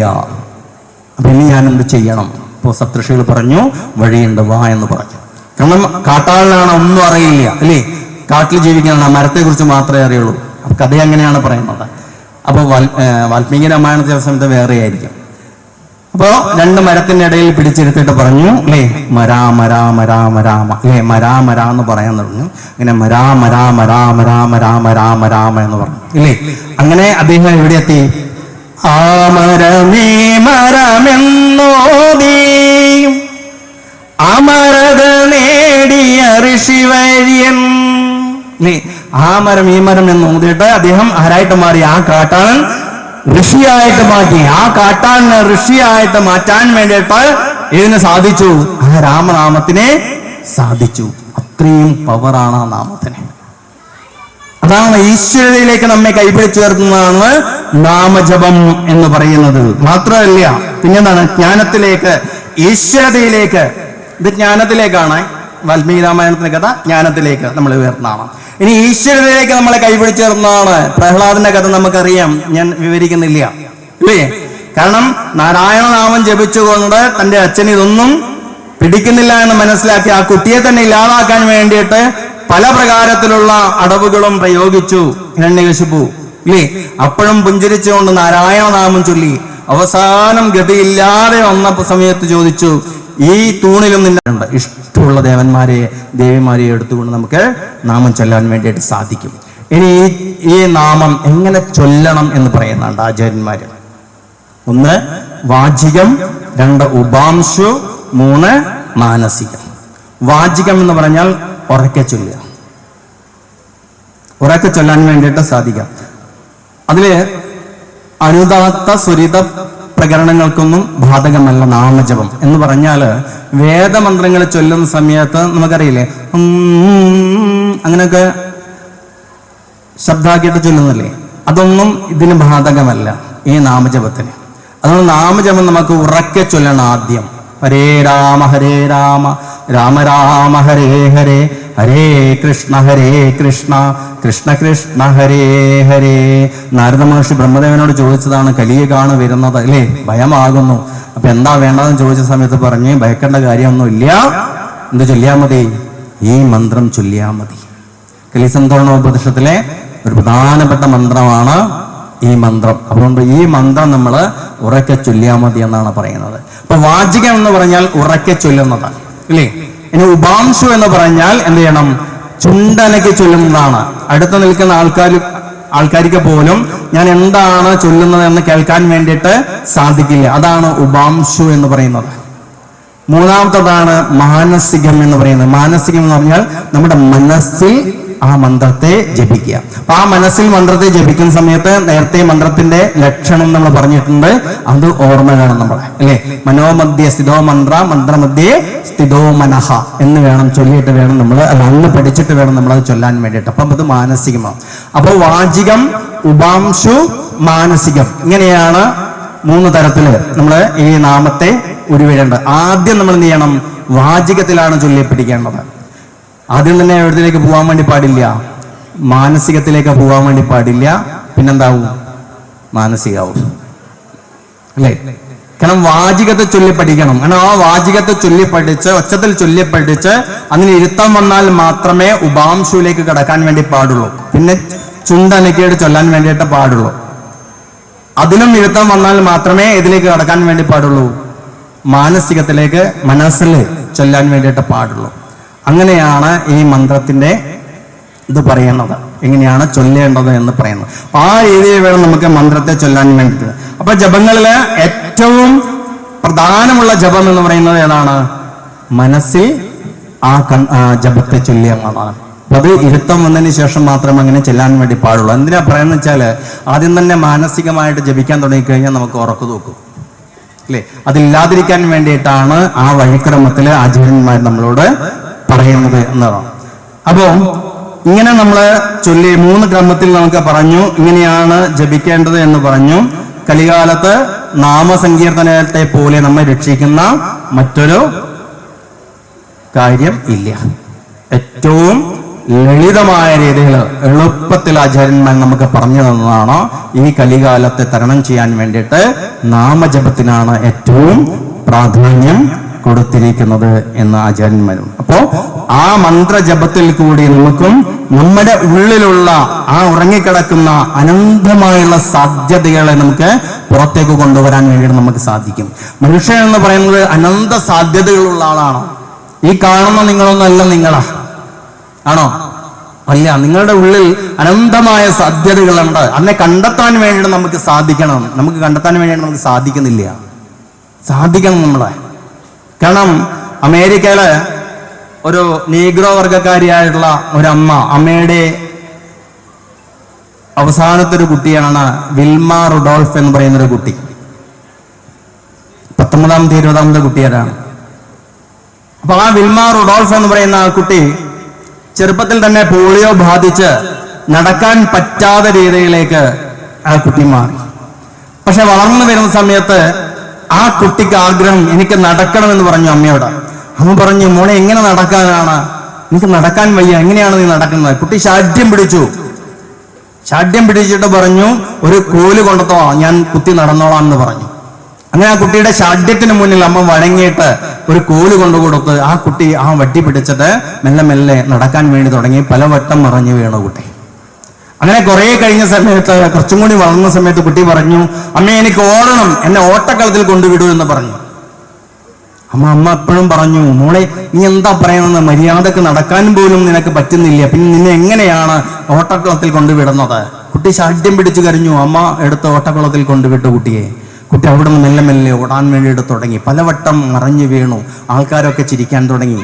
അപ്പോഴും ആ അമ്മ വാരിയെടുത്ത് കരഞ്ഞുകൊണ്ട് കുട്ടിയോട് പറഞ്ഞു, എന്തിനാണ് മോളെ മറ്റുള്ളവരുടെ മുന്നിൽ എന്നെ ഇങ്ങനെ കളിയാക്കുന്നതെന്ന് ചോദിച്ച സമയത്ത് ആ അമ്മയുടെ കണ്ണുനീര് തുടച്ചുകൊണ്ട് ആ കുട്ടി പറഞ്ഞു, അമ്മേ, ഇന്നീ കാണുന്ന ആൾക്കാർ മുഴുവനും തന്നെ ഞാൻ നാളെ ഓടുന്നത് കാണാൻ വേണ്ടിയിട്ട് ഈ ഗ്രൗണ്ടിൽ ഉണ്ടാകുമെന്ന് പറഞ്ഞ് അമ്മയുടെ കണ്ണുനീര് തുടച്ചു കൊടുത്തു ആ കുട്ടി.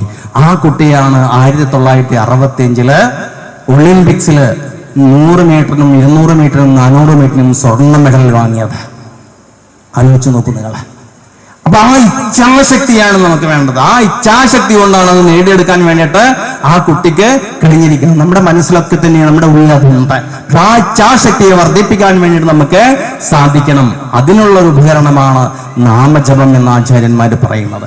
അതുകൊണ്ട് ആ നാമജപം ശരിക്കും നമ്മുടെ മനസ്സുകൊണ്ട്, ആ മനസ്സിൽ ആ നാമജപത്തെ കണ്ടുകൊണ്ട് മനോമധ്യ സ്ഥിതോ മന്ത്ര, മന്ത്രമധ്യ സ്ഥിതോ മനഃ എന്ന് പറഞ്ഞ് ആ ജപത്തെ കണ്ടുകൊണ്ട് വേണം നമുക്ക് ജപിക്കാൻ വേണ്ടിയിട്ട്. അങ്ങനെയാണെങ്കിൽ തീർച്ചയായിട്ടും നമുക്ക് ഈ സംസാര സാഗരം താണ്ടി മറുകരയിലെത്താൻ വേണ്ടിയിട്ട് നമുക്ക് സാധിക്കുമെന്നാണ് ആചാര്യന്മാർ പറയുന്നത്. കാരണം 1-ാം തരം അഗ്നിശുദ്ധിയാണ് നാമജപം എന്ന് പറയുന്നത്.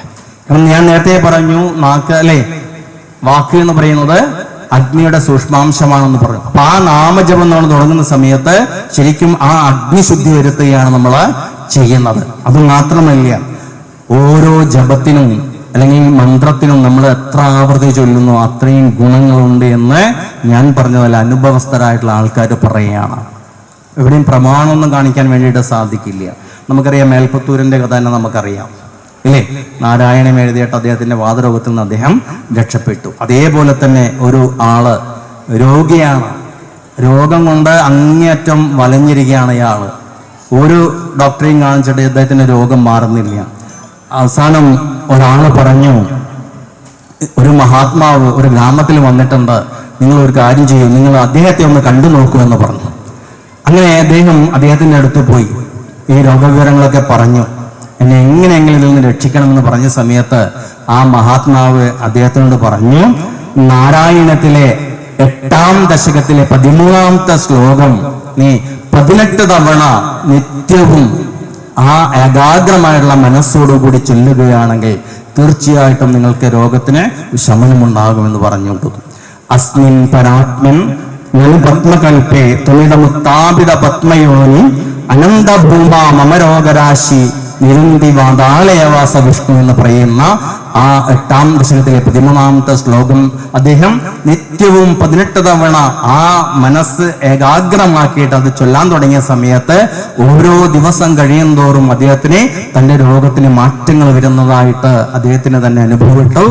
അങ്ങനെ കുറേ മാസങ്ങളോളം എടുത്ത് അദ്ദേഹം ചൊല്ലി പൂർണ്ണമായിട്ടും അദ്ദേഹത്തിന് രോഗവിമുക്തി ഉണ്ടായി എന്നാണ് പറയുന്നത്. ആലോചിച്ച് നോക്കും നമ്മൾ ആ മന്ത്രത്തിന്റെ ശക്തി എത്രത്തോളമുണ്ട്. അത് മാത്രമല്ല, തമിഴ്നാട്ടിലെ അയ്യപ്പ ദീക്ഷിതർ എന്ന് പറയുന്ന ഒരു മഹാത്മാവ് ഉണ്ടായിരുന്നു. അപ്പൊ അദ്ദേഹം നമ്മുടെ ബ്രഹ്മസൂത്രത്തിനൊക്കെ വ്യാഖ്യാനം രചിച്ച ഒരു മഹാത്മാവാണ്. ധാരാളം ആധ്യാത്മികമായുള്ള കൃതികൾ അദ്ദേഹം രചിച്ചിട്ടുണ്ട്. അപ്പൊ അദ്ദേഹത്തിന്റെ ഉയർച്ച കാണുന്ന സമയത്ത് പല ആൾക്കാർക്കും അദ്ദേഹത്തിനോട് വല്ലാണ്ട് വെറുപ്പ് തോന്നി മറ്റുള്ള ആൾക്ക്. അങ്ങനെ അദ്ദേഹത്തിന് ഇല്ലാതാക്കാൻ വേണ്ടിയിട്ട് ശ്രമിച്ച സമയത്ത് ആരോ വന്നിട്ട് അദ്ദേഹത്തോട് പറഞ്ഞു, ഇങ്ങനെയുണ്ട്, നിങ്ങൾ ശ്രദ്ധിക്കണം എന്ന് പറഞ്ഞ സമയത്ത് അദ്ദേഹം ചെയ്തു മാർഗബന്ധു സ്തോത്രം എന്ന് പറയുന്ന ഒരു സ്തോത്രം രചിച്ചു. ആ മാർഗബന്ധു സ്തോത്രം എന്ന് പറയുന്നത് തന്റെ മാർഗത്തിലുള്ള തടസ്സം നീക്കാൻ വേണ്ടിയിട്ട് ശംഭോ മഹാദേവദേവ ശിവശംഭോ മഹാദേവദേവേശ ശംഭോ ശംഭോ മഹാദേവദേവ എന്ന് പറയുന്ന ആ മന്ത്രം ചൊല്ലിക്കൊണ്ട് ആ ഭഗവാൻ തന്നെ ശരിക്കും നേരിട്ട് വന്നിട്ട് അദ്ദേഹത്തിന്റെ മാർഗതടസ്സം മാറ്റി എന്നാണ് പറയുന്നത്. ഇനി നമുക്കെല്ലാവർക്കും അറിയുന്ന ഒരു കഥയുണ്ട്, ചെമ്പൈ ഭാഗവതരുടെ. അദ്ദേഹത്തിന് 2 പ്രാവശ്യം അദ്ദേഹത്തിന്റെ സംഗീത കച്ചേരിക്ക് അദ്ദേഹത്തിന് ശബ്ദം നഷ്ടപ്പെട്ടു. അങ്ങനെ ശബ്ദം നഷ്ടപ്പെട്ട സമയത്ത് തന്റെ ഇഷ്ടദേവനായിട്ടുള്ള ഗുരുവായൂരപ്പനെ ഭജിച്ചിട്ടാണ് അദ്ദേഹത്തിന് ആ സംഗീത കച്ചേരി നടത്താൻ വേണ്ടിയിട്ട് സാധിച്ചത്. അതുകൊണ്ട് അദ്ദേഹത്തിന്റെ പേരിൽ തന്നെ ഒരു പാട്ടുണ്ട് അല്ലെ, ചെമ്പൈക്കനാദം ചെമ്പൈക്കനാദം നിലച്ചപ്പോൾ തന്റെ ശംഖം കൊടുത്തവനെ എന്ന് പറഞ്ഞ് ഒരു പാട്ടുണ്ട്. അപ്പോ അതേപോലെ തന്നെ ഒരു പ്രശസ്തനായുള്ള ഒരു ഗായകൻ, അതായത് അദ്ദേഹത്തിന് US ഒരു പരിപാടി ഉണ്ടായ സമയത്ത് ഇതേപോലെ തന്നെ ശബ്ദമില്ലാത്ത സമയത്ത് അദ്ദേഹത്തിന്റെ ഗുരുവായിട്ടുള്ള ശങ്കരാചാര്യരുടെ സ്മരിച്ചുകൊണ്ടാണ് അദ്ദേഹം അവിടെ പരിപാടി നടത്താൻ വേണ്ടിയിട്ട് അദ്ദേഹത്തിന് സാധിച്ചു എന്ന് പറയും. അപ്പോൾ നാമജപം കൊണ്ട് ഒരുപാട് ഗുണങ്ങൾ നമുക്കുണ്ട്. അത് മാത്രമല്ല, നമ്മുടെ ജീവിതത്തിലെ ആ നാമജപം കൊണ്ട് തന്നെ നമുക്ക് ചതുർവിധ മുക്തിയെ പ്രാപിക്കാൻ വേണ്ടിയിട്ട് സാധിക്കും എന്നാണ് ആചാര്യന്മാർ പറഞ്ഞത്. ആചാര്യന്റെ വാക്കുകളൊന്നും പാഴ്വാക്കുകളല്ല എന്ന് നമ്മൾ മനസ്സിലാക്കണം. കാരണം സാലോക്യം, സാമീപ്യം, സാരൂപ്യം, സായുജ്യം, ഈ ചതുർവിധ മുക്തി നാമജപം കൊണ്ട് തന്നെ നമുക്ക് നേടിയെടുക്കാൻ വേണ്ടിയിട്ട് നമുക്ക് സാധിക്കുമെന്നാണ് ആചാര്യൻ. അതുമാത്രമല്ല, ഗൃഹപ്പിഴ രൂപത്തിൽ നമുക്കുണ്ടാകുന്ന പലവിധ തടസ്സങ്ങള് അല്ലെ, ജീവിതത്തിലെ പ്രയാസങ്ങള്, ഇത് മുഴുവനും തന്നെ നാമജപം കൊണ്ട് മാറ്റിയെടുക്കാൻ വേണ്ടിയിട്ട് സാധിക്കുമെന്ന് ആചാര്യന്മാര് വളരെ വ്യക്തമായിട്ട് പറയുന്നുണ്ട്. അവരുടെ വാക്കുകളൊന്നും പാഴ്വാക്കുകളല്ല. പക്ഷെ വേണ്ട രീതിയിൽ നമ്മളങ്ങനെ തന്നെയല്ലേ, മരുന്ന് വേണ്ട രീതിയിൽ കഴിച്ചെങ്കിലേ രോഗം മാറും ഇല്ലേ? അതേപോലെ വേണ്ട രീതിയിൽ നമുക്ക് ആ നാമജപത്തെ നമുക്ക് ഉരുവിട്ടുകൊണ്ട് നമുക്ക് നമ്മുടെ ജീവിതത്തിലെ പ്രയാസങ്ങളൊക്കെ തന്നെയും മറികടക്കാൻ വേണ്ടിയിട്ട് നമുക്ക് സാധിക്കുമെന്ന് ആചാര്യന്മാര് പറഞ്ഞു. അതുമാത്രമല്ല, മരിച്ച ആളുകൾക്ക്, പിതൃക്കൾക്ക് പോലും അതിന് ഗുണം ലഭിക്കുമെന്നാണ് പ്രഹ്ലാദനോട് നരസിംഹമൂർത്തി പറഞ്ഞു കൊടുത്തിരിക്കുന്നത്. ആ നാമജപം കൊണ്ട് തന്നെ അതിനെ മറികടക്കാൻ വേണ്ടിയിട്ട് നമുക്ക് സാധിക്കുമെന്ന് പറഞ്ഞു. അപ്പോ അത്രത്തോളം ഗുണകരമായിട്ടുള്ള ഒന്നാണ് നാമജപം എന്ന് പറയുന്നത്. അതുകൊണ്ട് ആ നാമജപം ചെറുപ്പം മുതൽ തന്നെ നമ്മുടെ കുട്ടികൾക്ക് അത് പഠിപ്പിച്ചു കൊടുക്കണം. അമ്മമാര് കുട്ടികളോട് നാമം ചൊല്ലാൻ വേണ്ടിയിട്ട് പറഞ്ഞിട്ടല്ല, നിങ്ങളോട് ഒപ്പം ഇരുന്നു കൊണ്ട് ഒരു വീട്ടില് സന്ധ്യാസമയം വിളക്ക് കത്തിച്ചു കഴിഞ്ഞാൽ ആ വിളക്കിന് ചുറ്റും ഇരുന്നു കൊണ്ട് നമുക്ക് നാമം ചൊല്ലാൻ വേണ്ടിയിട്ട് സാധിക്കണം. എന്തിനാ വിളക്കിന് ചുറ്റും ഇരുന്ന് നമ്മൾ നാമം ചൊല്ലണം എന്ന് പറയുന്നത്? കാരണം സൂര്യൻ അസ്തമിച്ചു കഴിഞ്ഞാൽ സന്ധ്യാസമയത്താണ് ഏറ്റവും കൂടുതൽ രോഗാണുക്കള് അന്തരീക്ഷത്തിൽ ഉണ്ടാവുക. അപ്പോ സൂര്യൻ അസ്തമിക്കുന്നതിന് ഒരു കുറച്ച് മുൻപ് നമ്മൾ വിളക്ക് കത്തിച്ചു കഴിഞ്ഞാൽ ആ വിളക്കിന്റെ ലോഹം ചൂടാകുന്ന സമയത്ത് ആ ചൂട് എത്ര റേയിൽ വ്യാപിക്കുന്നുവോ അത്രയും ആ സ്ഥലത്ത് ശുദ്ധമായിട്ടുള്ള അന്തരീക്ഷമായിരിക്കും. അപ്പൊ ആ അന്തരീക്ഷത്തിൽ നിന്ന് നമ്മൾ ജപിക്കുന്ന സമയത്ത് നമ്മുടെ ശരീരവും മനസ്സും ശുദ്ധമായിട്ട് മാറുകയാണ് ചെയ്യുന്നത്. ഇന്ന് നമ്മുടെ ഹിന്ദു ഭവനങ്ങളിൽ സന്ധ്യാസമയം നാമജപങ്ങള് ഇല്ലാതായിട്ട് വരികയാണ്. അപൂർവം വീടുകളിൽ മാത്രമേ ഇന്നുള്ളൂ. അതുകൊണ്ട് നാമജപം ഒരിക്കലും മുടക്കാൻ വേണ്ടി പാടില്ല. ആ നാമജപം ഉയരുന്ന നമ്മുടെ ഭവനങ്ങളില് സർവ ഐശ്വര്യങ്ങളും ഉണ്ടാകും. മാത്രമല്ല രോഗങ്ങൾക്ക് ശാന്തി, അതേപോലെ കഷ്ടപ്പാടുകൾക്ക് ശാന്തി എല്ലാം നമുക്ക് അവിടെ കാണാൻ വേണ്ടിയിട്ട് സാധിക്കും. എപ്പോഴാണോ നമ്മൾ ഇതിൽ നിന്നെല്ലാം പിന്തിരിഞ്ഞു വന്നത്, അപ്പോഴാണ് ഹിന്ദു സമൂഹത്തിന് ഇല്ലാത്ത കാര്യങ്ങൾ, ഇല്ലാത്ത ഉപദ്രവങ്ങളൊക്കെ തന്നെയും ഉണ്ടായിരിക്കുന്നത്. അതുകൊണ്ട് ഇതിനൊക്കെ മറികടക്കാൻ വേണ്ടിയിട്ട് നാമജപത്തെ മുറുകെ പിടിച്ചുകൊണ്ട് നമുക്ക് മുന്നോട്ട് പോകാൻ വേണ്ടിയിട്ട് സാധിച്ചു കഴിഞ്ഞാൽ ഇന്ന് കാണുന്ന സമൂഹമായിരിക്കില്ല, നാളെ സർവ്വ ഐശ്വര്യങ്ങളുമുള്ള ഒരു സമൂഹത്തോടു കൂടി നമുക്ക് ജീവിക്കാൻ വേണ്ടിയിട്ട് സാധിക്കും. ഭക്തി മാത്രം ഉണ്ടായാൽ പോരാ, നമുക്ക് ശക്തി ഉണ്ടായിരിക്കണം. ആ ശക്തി എന്ന് പറയുന്നത് നമ്മുടെ ശരീരഫലം മാത്രമല്ല, നമുക്ക് ആരോഗ്യം ഉണ്ടായിരിക്കണം, ബുദ്ധി ഉണ്ടായിരിക്കണം, ധനം ഉണ്ടായിരിക്കണം, പിന്നെന്ത് വേണം?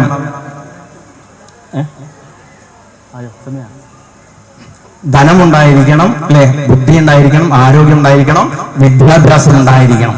അങ്ങനെ നമുക്ക് കിട്ടുന്ന പൈസ, കാരണം സമ്പത്ത് നമ്മൾ പറയുന്നല്ലേ, എന്താ പറയാ, ധർമ്മ അർത്ഥ കാമ മോക്ഷം പറയുന്നുണ്ടോ അല്ലേ? ആ അർത്ഥം എന്ന് പറയുന്ന സമ്പത്താണ്. ആ സമ്പത്ത് നമ്മൾ നന്നായിട്ട് കഠിനാധ്വാനം ചെയ്തുകൊണ്ട് സമ്പത്ത് ഉണ്ടാക്കിയെടുക്കണം. നമ്മള് സമ്പത്തില്ലാതെ ഒന്നും ചെയ്യാൻ വേണ്ടിയിട്ട് സാധിക്കില്ല. അപ്പൊ ആ സമ്പത്ത് കൊണ്ട് നമുക്ക് കിട്ടുന്ന സമ്പത്തിൽ നിന്ന് ഒരു ഭാഗം ഇതേപോലെയുള്ള ധാർമ്മിക പ്രവർത്തനങ്ങൾക്ക് നമുക്ക് കൊടുക്കാൻ വേണ്ടിയിട്ട് നമുക്ക് സാധിക്കണം. അല്ല എന്നുണ്ടെങ്കിൽ നമ്മൾ ദരിദ്രനായിട്ട് മാറുമെന്ന് ഞാൻ പറഞ്ഞതല്ല, ഗരുഡ പുരാണത്തിൽ പറയുന്നതാണ്. അപ്പൊ അങ്ങനെ കൊടുക്കുന്ന സമയത്തും നമ്മുടെ ആചാര്യന്മാര് പറയുന്നുണ്ട്, പാത്രമറിഞ്ഞ് വേണം ദാനം ചെയ്യാൻ. എന്താ അങ്ങനെ പറഞ്ഞാല്? കൊണ്ടുവരുന്ന യാചകം കൊണ്ടുവരുന്ന പാത്രമാണോ? അല്ല. എന്താണ്? എന്നാൽ അർഹതപ്പെട്ട ആളുകൾക്കാണ് കൊടുക്കേണ്ടത്, അല്ലേ? അർഹതയില്ലാത്ത ആൾക്കാർക്കല്ല, അർഹതപ്പെട്ട ആൾക്കാർക്ക് വേണം കൊടുക്കാൻ വേണ്ടിയിട്ട്.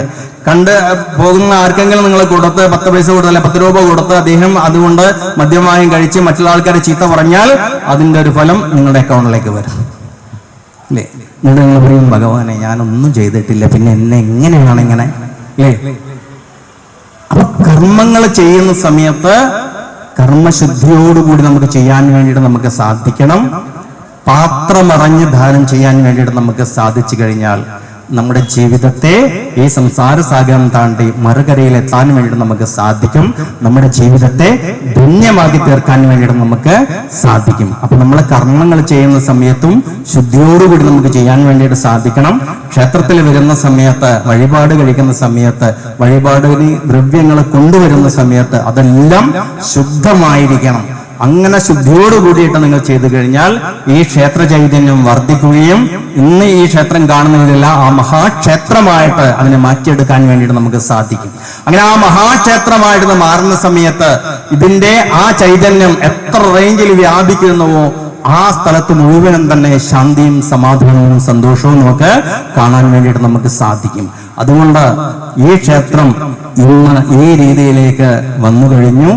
അതിനെ ഇനിയും ഇനിയും സർവ്വ ഐശ്വര്യത്തോടുകൂടി ഉയർത്തേണ്ടത് ഭക്തന്മാരാണ്. ആ ഭക്തന്മാര് ഉണ്ടാവുന്ന കൂട്ടായ്മ നമുക്ക് ഉണ്ടായിരിക്കണം. എല്ലാവരും ഒരുമിച്ച് വന്ന് ഏതെങ്കിലും ഒരു ദിവസം വ്യാഴാഴ്ച ഒരു സമൂഹ പ്രാർത്ഥന നമുക്ക് നടത്താൻ വേണ്ടിയിട്ട് സാധിച്ചു കഴിഞ്ഞാൽ തീർച്ചയായിട്ടും ഇന്ന് കാണുന്ന ചൈതന്യത്തെ നമുക്ക് വർദ്ധിപ്പിക്കാൻ വേണ്ടിയിട്ട് സാധിക്കും. അവിടെ തിരുമേനിമാർ ചെയ്യുന്ന കർമ്മങ്ങൾ മാത്രമല്ല ചൈതന്യം വർദ്ധിപ്പിക്കുന്നത്, ഭക്തന്മാർ ചെയ്യുന്ന ആ ഭക്തന്മാരുടെ മാനസികാവസ്ഥ, ഭക്തന്മാർ ചെയ്യുന്ന കാര്യങ്ങളെല്ലാം തന്നെ ആ ചൈതന്യം വർദ്ധിപ്പിക്കാൻ വേണ്ടിയിട്ട് സാധിക്കുന്നതാണ്. ക്ഷേത്രവിരുദ്ധമായുള്ള ഒരു കാര്യവും ഇതിനകത്ത് നമ്മൾ ചെയ്യാൻ വേണ്ടിയിട്ട് പാടില്ല. അത് നമ്മൾ ഓരോരുത്തരും നമ്മൾ ശ്രദ്ധിക്കേണ്ടതാണ്. അതെല്ലാം ചൈതന്യത്തിന് ലോപം സംഭവിക്കുന്നതാണ്. അതുകൊണ്ട് അങ്ങനെയുള്ള കാര്യങ്ങളൊന്നും ചെയ്യാതെ കൂട്ടായ്മയോട് കൂടിയിട്ട് ഒത്തൊരുമിച്ചിട്ട് നമുക്ക് മുന്നോട്ട് പോകാൻ വേണ്ടിയിട്ട് സാധിക്കണം. ഭഗവത്ഗീതയിൽ ഭഗവാൻ പറയുന്നുണ്ട്, പരസ്പരം ഭാവയന്ത പരമശ്രേയവാപ്സ്യത. കാരണം പരസ്പരമായുള്ള സഹകരണം കൊണ്ട് മാത്രമേ ശ്രേയസിനെ പ്രാപിക്കാൻ വേണ്ടിയിട്ട് സാധിക്കൂ. അതുകൊണ്ട് ആ ശ്രേയസിലേക്ക് നമുക്ക് മുന്നോട്ട് പോകാൻ ഇവിടുത്തെ ക്ഷേത്ര കമ്മിറ്റിയോടുകൂടി അവരോട് തോളോട് ചേർന്ന്, കാരണം നിങ്ങൾ പറയാം അവിടെ സെക്രട്ടറിയില്ലേ പ്രസിഡന്റില്ലേ എന്ന് പറഞ്ഞിട്ട് കാര്യമില്ല. കാരണം അവരവരുടെ സമയം അവർ കൊടുക്കുന്നുണ്ട്. പക്ഷെ അവരോട് കൂടിയിട്ട് അവർക്കൊരു ഹെൽപ്പിന് വേണ്ടിയിട്ട് നമ്മളെല്ലാം അവരോട് കൂട്ടായ്മയിൽ പങ്കെടുക്കാൻ വേണ്ടിയിട്ട് നമുക്ക് സാധിച്ചു കഴിഞ്ഞാൽ ഈ ക്ഷേത്രത്തെ ആ മഹാചൈതന്യത്തിലേക്ക് നമുക്ക് ഉയർത്തിക്കൊണ്ടുവരാൻ വേണ്ടിയിട്ട് നമുക്ക് സാധിക്കും. അതിനെ ഭഗവാന്റെ എല്ലാ അനുഗ്രഹങ്ങളും നിങ്ങൾക്കുണ്ടാകട്ടെ എന്ന് മാത്രം പറഞ്ഞുകൊണ്ട് ഈ വൈകിയവേളയിൽ വളരെ ശ്രദ്ധയോട് കൂടിയിട്ട് ഈ ഒരു പ്രഭാഷണം കേട്ടുനിന്ന് നിങ്ങൾക്ക് എല്ലാവർക്കും എൻ്റെ അഗേതവുമായിട്ടുള്ള നന്ദി പ്രകാശിപ്പിക്കുന്നതോടൊപ്പം ഞാൻ ഈ പറഞ്ഞ കാര്യങ്ങൾ നിങ്ങൾ ഇവിടുന്ന് എഴുന്നേറ്റ് പോകുന്ന സമയത്ത് കസേല മാത്രമേ അവിടെ ബാക്കി വെക്കാൻ വേണ്ടി പാടുള്ളൂ. ഞാൻ പറഞ്ഞ കാര്യങ്ങളെല്ലാം എവിടെ ഉണ്ടാകണം? നിങ്ങളുടെ മനസ്സിൽ ഉണ്ടാകണം അല്ലേ? ആ ജപം എന്ന് പറയുന്ന ആ വാക്ക് 2 അക്ഷരം അല്ലേ? ജകാരോ ജന്മവിച്ഛേദ പകാരോ പാപനാശന. ജനന മരണചക്രത്തിൽ നിന്ന് രക്ഷിക്കുന്നതാണ് ജപം. നമ്മുടെ എല്ലാ പാപങ്ങളെയും നീക്കുന്നതാണ് ജപം. പിന്നെ പറയുന്നത് മനോമധ്യസ്ഥിതോ മന്ത്രമധ്യസ്ഥിതോ മനഃ. മനസ്സിൽ മന്ത്രവും മന്ത്രത്തിൽ മനസ്സും ഉണ്ടായിരിക്കണം. അതുകൊണ്ട് ഏകാഗ്രമായിട്ട് ആ നാമം ചൊല്ലി നമ്മുടെ മനുഷ്യ ജീവിതത്തിൻ്റെ ധന്യതയിലേക്ക് നമുക്ക് ഉയരാൻ വേണ്ടിയിട്ട് സാധിക്കട്ടെ എന്ന് മാത്രം പറഞ്ഞുകൊണ്ട് ഈ ഒരു ചെറു പ്രഭാഷണം ഇവിടെ ഉപസംഹരിക്കുന്നു. എല്ലാവർക്കും നന്ദി. ദേവിയുടെയും പ്രതിഷ്ഠ വാർഷികം തുടങ്ങിയിട്ട് ഇന്നേക്ക് 9 ദിവസമായി. നമുക്ക് ആകെ ഇനി 2 ദിവസമേ ഉള്ളൂ. നമ്മൾ 11ാമത്തെ ദിവസം നമ്മൾ കഴിയുന്നതായിരിക്കും. ഈ ഒരു സങ്കടം ഇപ്പോൾ ഉള്ളൂ. എന്താ വെച്ചാൽ രാവിലെ വീട്ടിൽ നിന്ന് കുളിച്ചൊരുങ്ങി രാവിലെ 7 മണിയാകുമ്പോഴത്തേക്ക് ഇങ്ങ് പോരും. പിന്നെ രാത്രി എത്തുക 12 മണിക്കാണ് വീട്ടിലെത്തുക. ഇനി ആകെ 2 ദിവസമേ ഉള്ളൂ. എല്ലാവർക്കും നാടിൻ്റെ ഒരു ഉത്സവമായിരുന്നു. നല്ല ഒരു ആഘോഷം പോലെ നമ്മൾ ഇതിനെ കൊണ്ടാടി. പിന്നെ ഒരു കാര്യം കൂടി മാത്രം പറയാം. നമ്മുടെ ദിനേശൻ തിരുമേനി പറഞ്ഞത്, ഇനി ഈ പ്രതിഷ്ഠ ദിവസം കഴിഞ്ഞു കഴിഞ്ഞാൽ ദിവസവും നിത്യപൂജയാണ് ഉണ്ടാവുക. അപ്പോൾ നമ്മുടെ ഭക്തജനങ്ങൾ എല്ലാവരും അതിനുവേണ്ടി സഹായിച്ചാൽ മാത്രമേ നമുക്ക് എല്ലാ കാര്യങ്ങളും മുന്നോട്ട് കൊണ്ടുപോകാൻ കഴിയൂ. അതിന് എല്ലാവരും നല്ല വിധം സഹകരിക്കണമെന്ന് മാത്രം പറഞ്ഞുകൊണ്ട് ഇതിന് ഈ പ്രതിഷ്ഠാ വാർഷികത്തിന് ആശംസകൾ അർപ്പിക്കുന്നു. ഇന്ന് 9ാം ദിവസമാണ്. പ്രാണപ്രതിഷ്ഠാ ദിനത്തോടനുബന്ധിച്ച് ആധ്യാത്മിക പ്രഭാഷണം നടത്തിയ അനിൽ തിരുവങ്ങാടിനെ പ്രത്യേക ക്ഷേത്ര കമ്മിറ്റിയുടെ പേരിൽ നന്ദി അറിയിക്കുന്നു. ഇവിടെ അധ്യക്ഷം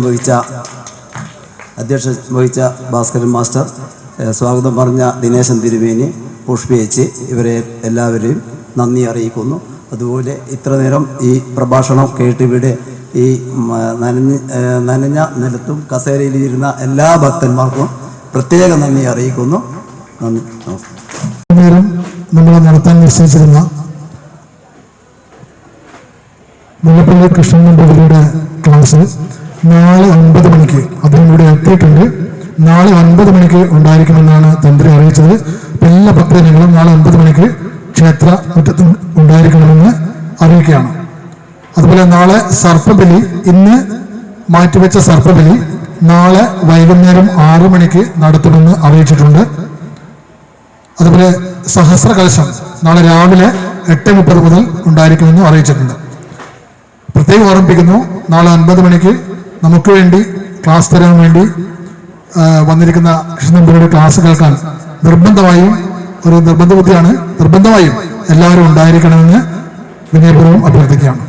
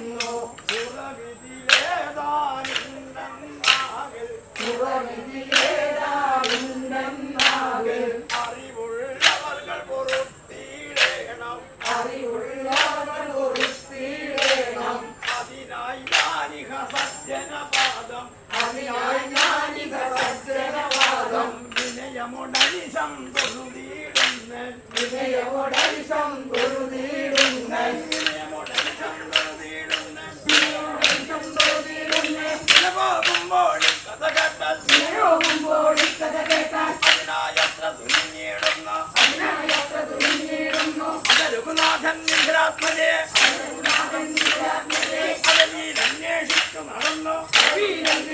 നടന്നു മുനിയും കാടുകളോടിട ചേർന്ന് അകലാപതിയുടെ പാർശ്വേ രഘുപതി ജനതയോട് നടന്നിടുമ്പോൾ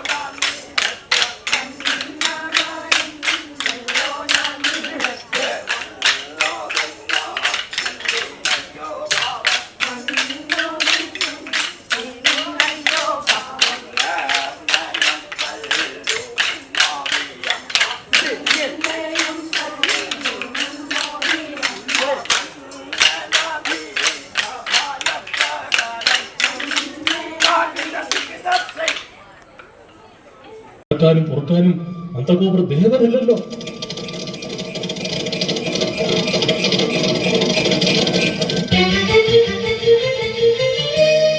പൂജനീയരായ നന്ദഗോപർക്കും യശോദാമാതാവിനും ഈ ഉദ്ധവരുടെ വന്ദനം. ഞാൻ ബൃഹസ്പതി ശിഷ്യൻ ഉദ്ധവർ, സകലേശ്വര പരിപൂർണനും ഭക്താർത്ഥിഹരനുമായ ഭഗവാൻ ശ്രീകൃഷ്ണന്റെ കൽപ്പനപ്രകാരം മധുരയിൽ നിന്നും വരുന്നു.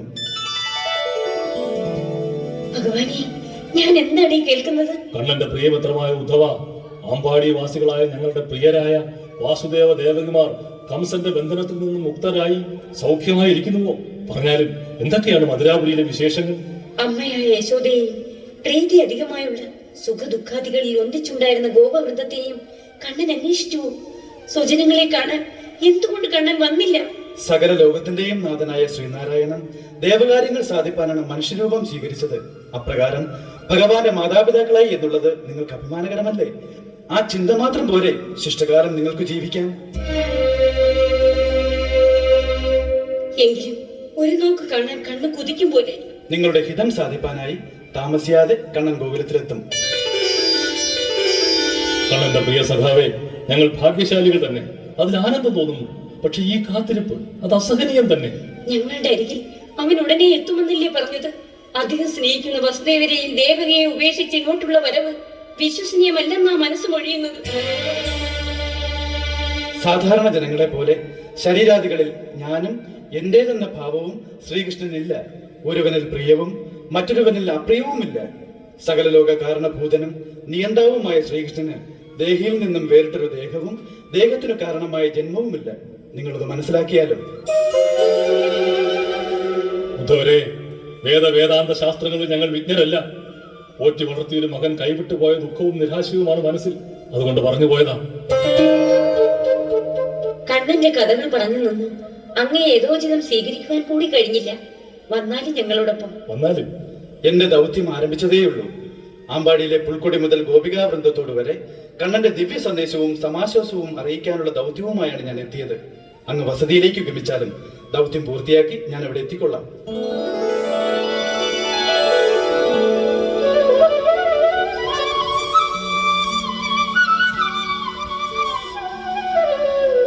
കൊടുക്കൂറെ അകലെ നിന്ന് കണ്ടപ്പം ഞങ്ങളുടെ കണ്ണനായിരിക്കുമെന്നാ കരുതിയത്.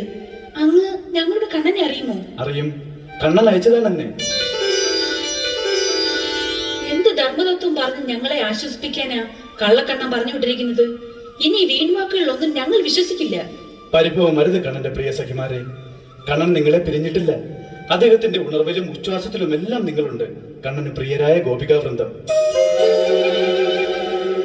പറഞ്ഞാശ്വസിപ്പിക്കണമെന്ന് പറഞ്ഞയച്ചിട്ടുണ്ടല്ലേ? ആ മുരളീദേവൻ ഞങ്ങളിൽ നിന്ന് അകന്നു പോയപ്പോ ഞങ്ങൾ കന്യമായത് ഹൃദയാഭിലാഷങ്ങളാ. കളിത്തോഴനായും കാന്തനായും കാർമുകിൽ വർണ്ണനെ എത്ര പൂജിച്ചിരുന്നു. മനസ്സിൽ എന്തെന്തോ മോഹങ്ങൾ നെയ്തു കൂട്ടിയിരുന്നു.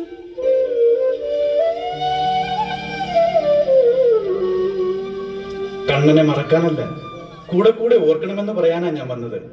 ഭഗവാന്റെ ലീലകളും നിങ്ങൾക്ക് പകർന്നു നിന്ന സ്നേഹവാത്സല്യാദികളും ദേവവൃന്ദങ്ങൾക്ക് പോലും ലഭിക്കാനിടയില്ലാത്തതാണ്.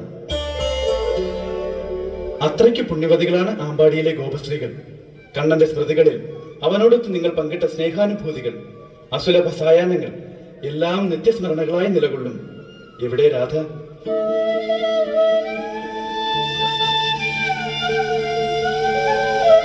രാധ വന്നില്ല.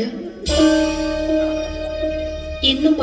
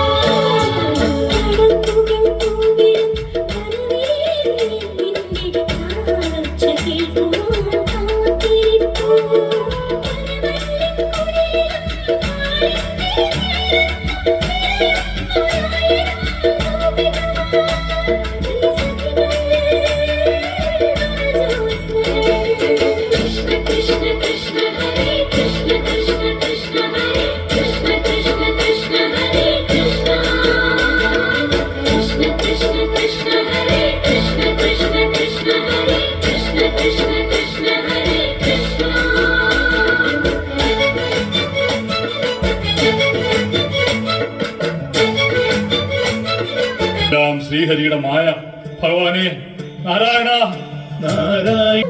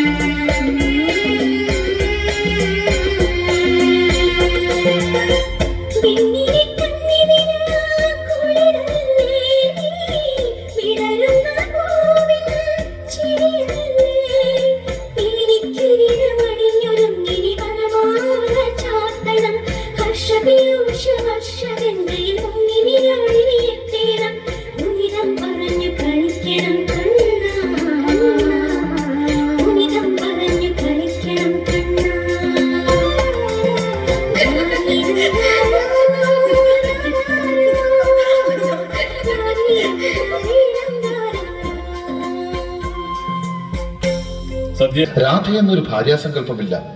16,28 മോഹന രാഗങ്ങളിൽ ഒന്നിൽ പോലും രാധ എന്ന സ്വരത്തിന്റെ ലാഞ്ചനയില്ല. സ്നേഹിക്കുന്ന മനസ്സുകളിൽ വിരഹത്തിന്റെ സ്ഥായി